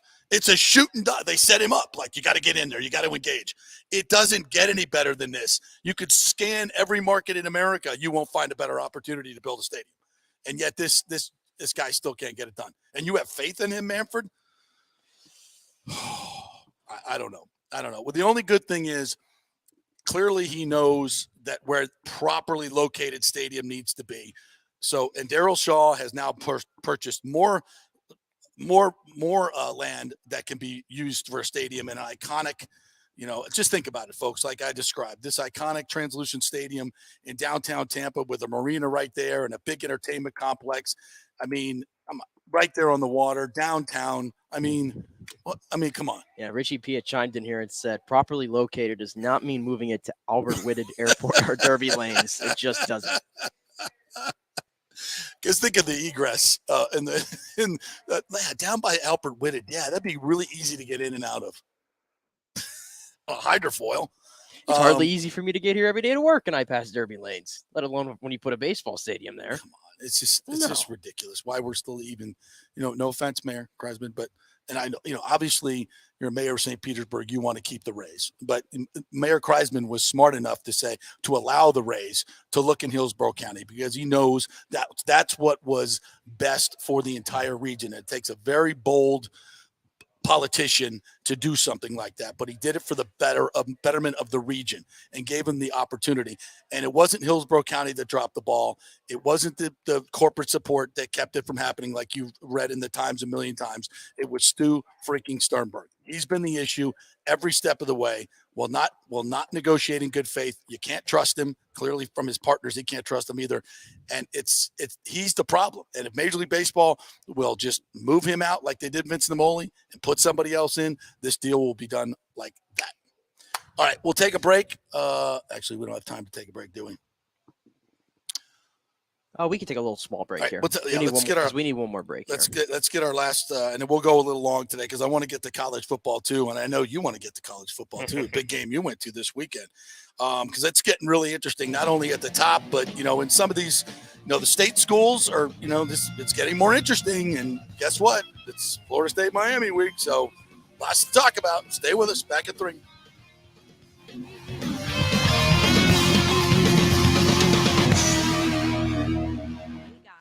Serena Fazan here for the Gold and Diamond Source. Are you looking for the hottest trends in men's jewelry? Ladies love to see men spice it up with something cool from the Gold and Diamond Source. Whether you're looking for a gold chain, fashion rings, even a pre-owned Rolex watch, or thinking about getting engaged, there's only one place to go.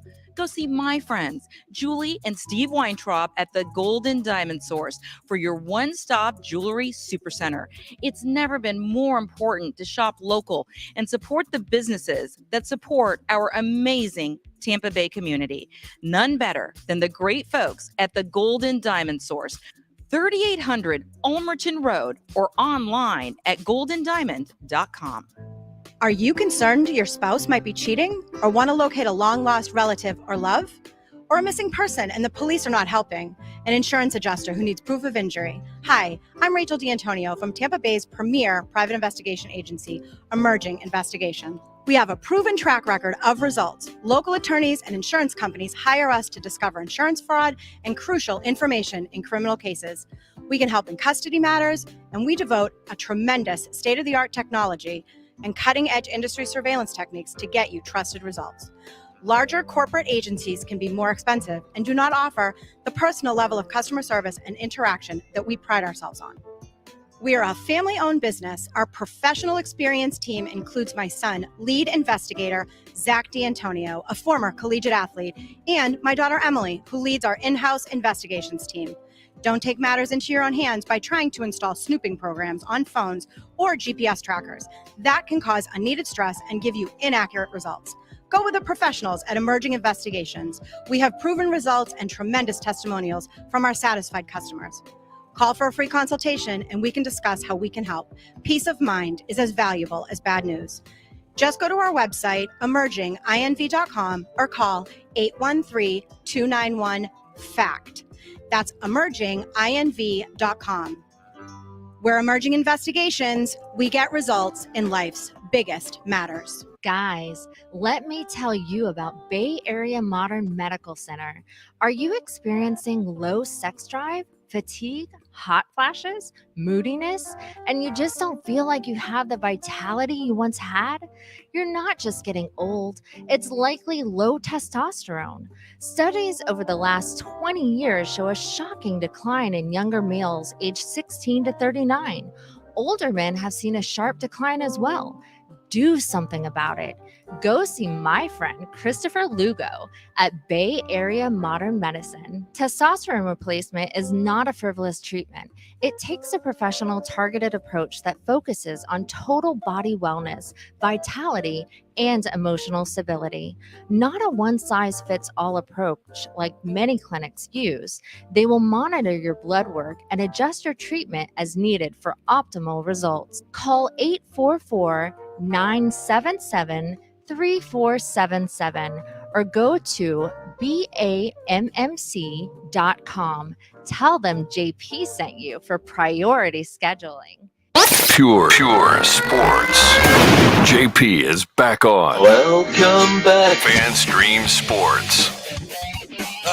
Welcome back to the JP Peterson Show. If we could only get all the information and have it all public, it would be wonderful. Everybody could make their own decisions, but that's not the way the world works, unfortunately. Unfortunately, when talking about stadiums, politics, talk about everything, it would just be wonderful to know the truth about everything. And then we could all make decisions, but the world does not work that way. It's very much a gray area. All right. So we wanted to talk a little bit about college football before we get out of here today. I'll start with Florida State's win over Georgia Tech, which did not start well. A couple of drop passes in the end zone on 3rd and 4th down. They don't get it in. Then they fumble the football going in, and Jordan Travis has to run 90 yards. By the way, Devin White, check out the tape of Jordan Travis running 90 yards as a quarterback to stop a touchdown for Georgia Tech in that game. That's what type of effort we're looking for. Get a finger in his eye, too, and then come back and throw for 400 yards. And FSU, once again, made a lot of stupid mistakes, but they did what they're supposed to do, and they blew out Georgia Tech. That's what good. That actually was like, you still made that many mistakes. You left probably 21 points on the board, and you still blew out Georgia Tech. That's what good teams do. They blow out bad teams. So I was happy to see that from Florida State. Yeah, they've been doing that all year long, honestly. I mean, I said that I thought they were probably going to slip up at some point in these 5 games, but I mean, every time they go out against these inferior opponents, their talent is good enough to run them off the field. Yeah, I mean, they just dominate them. I mean, we saw a lot of Trey Benson, which was great to see. Finally. I saw a much better Johnny Wilson, I think, after a couple weeks where he wasn't as great. 78 yards.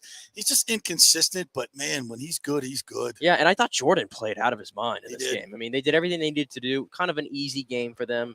Now you got Miami. When's the last time we saw that? An easy game for them. I You're barely losing to Jacksonville State. Yeah, it's like I knew I wasn't gonna be able to watch much of the game because I was in Orlando for UCF, but I was like, I got no problem with this. I know they're gonna take care of business. Fabian Lovett was back and made a big deal along their defensive line. So now they go into Miami, and Miami's just a dumpster fire. I mean, 6-6 with Virginia. Not a touchdown scored. Are you kidding me? You win a game in overtime, 14-12. It stinks. They're terrible. And you're so this is a bad football team, Miami. Yeah, FSU needs to go down there and destroy them. And I think they will. I know rivalry games are always kind of closer, but I don't know. The mistakes that FSU continues to make, I'm a little worried. But they're so much better than Miami. They're just right better now. than these teams. They really are. But if you're an FSU fan, though, your issue right now is you love what you're seeing on the field, and Norvell's doing that, but you're still getting your ass kicked in recruiting. Miami and Florida are signing blue chip prospects. Well, and Florida State, I mean, I think Florida's class is up to 8. Yeah. And Napier's doing it. And and he, by the way, this just came down the pipe right here. You know, Britton Cox Jr., he's one of the more experienced players on their defense. Yeah. He was just dismissed from the program this morning. Florida? Yeah. Really? This is Billy Napier sending messages. If you're not bought in, you're gone. Huh. So I think coaches do that? Yeah, coaches do that. Wow. Take notes, TB. Take notes. Interesting. But yeah. Interesting. Wow. That's a wow. Yeah. Yeah. By the way, Georgia, did we talk about their tight ends at all? Brocker, he pretty good. It goes without saying, man. That dude is. Team's loaded. Yeah. It's like, I mean, it was 28-3, by the way. That's when they started playing bad, which was just perfect because, Georgia teams, 28-3 leads, and they started blowing it. They let Florida creep back in and eventually just put it on them again. Yeah, but unfortunately, there's no Tom Brady. just not enough talent on Florida to stay in that one. All right, so brag on your UCF team. Big comeback win against Cincinnati. Oh, we're back. Let me tell you this. New Year's is back on the table, baby. UCF controls their destiny now in the American Conference after beating Cincinnati. One more tough game on the schedule, in my opinion. That is against Tulane, which right now USF? USF's off my radar a little bit. But no, one more big game against Tulane in 2 weeks. Well, I guess I shouldn't say that. Memphis on the road going to be a little tough too. But Tulane is the best team right now in the American, the best group of 5 teams. So that's I think, their only big obstacle. But UCF, yes, great defensive effort, enough offense. Backup quarterback also came in and got it done because GRP got knocked out in the second half with a concussion. So we beat Cincinnati with the backup quarterback in that game. In the second half. Wasn't Timmy McClain? It was not Timmy McClain. Mikey Keene getting it done. Yeah. We could have seen Timmy McClain. Where's Timmy McClain on the depth chart? I don't even know if Timmy McClain's even on the sideline. I don't know. And if he is, he's in sweats. So he'd been starting this past week. He would have been starting this past week, but Travis Marsh was. And Travis Marsh, to his credit, played pretty well. That was the best performance this season by a USF quarterback. And they tell me if you've heard this before. Late in the game, USF's in the game. It's a 1-score game, 1-point game, and then they end up losing 42-28 was the final. 42-27. 27. Yeah. I mean, they're the best 1-7 team in America, right? You keep saying that you got to win the game, though. You got to win the game. You got to get wins, Jeff Scott. We're pulling for you, man, and I see progress, but you got to get the wins. What do they got? Temple coming up next week. They got to win this game. If they got Temple, UCF put 70 on Temple. I saw enough. You don't win this one, and then you. Yeah, if he can't, nobody can defend. If he can't beat Temple, I'm sorry, but then the Jeff Scott has to go discussion's got to ramp up because Temple is awful. Yeah, awful. Yeah. And then they got who? They got what we got? The charge on people have arrived. Good. Timmy's on the scout team apparently. Scout team. Yeah, could have been starting against Houston. Could have been starting, but nope. You had to leave. But anyway, UCF has regained their role as the best team in the state of Florida. Yeah. Sorry, not sorry. Yeah, I mean, Florida is just still in transit. I like ranked. the fight that we saw from them, the Gators. That was good. But it's a big week for Florida State. They need to go take care of business in Miami. And then they have a chance to run the table, or, Syracuse loses. To Notre Dame, Yeah, to Notre Dame, which you wanted, if you're an FSU fan, you wanted Orange as high ranked as you can. But look, that's a game you can win, and you should win. Yep. And you should win if you're doing what you should do. If you stop making mistakes, dumb mistakes. Okay, when you get by the goal line, Norvell, we stop the freaking direct snaps. He loses his mind. He just can't help himself. Golly. Hey, we'll be rooting for Florida this week, by the way. At least I will, against A&M. I'll be rooting for the Gators. How's Jimbo Fisher doing? Those checks still cashing? That oil money They're still cashing. They're still cashing, but the wins, they aren't coming. Yeah, this is going to be a guaranteed contract to get the best agent in the game.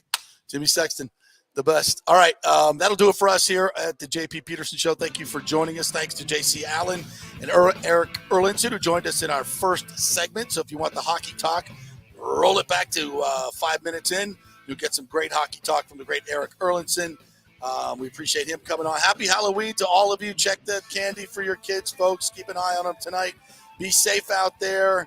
Do the right thing. Don't be stupid like I was when I was a kid. Don't do that stuff. Be safe out there. Happy Halloween. We'll be back tomorrow.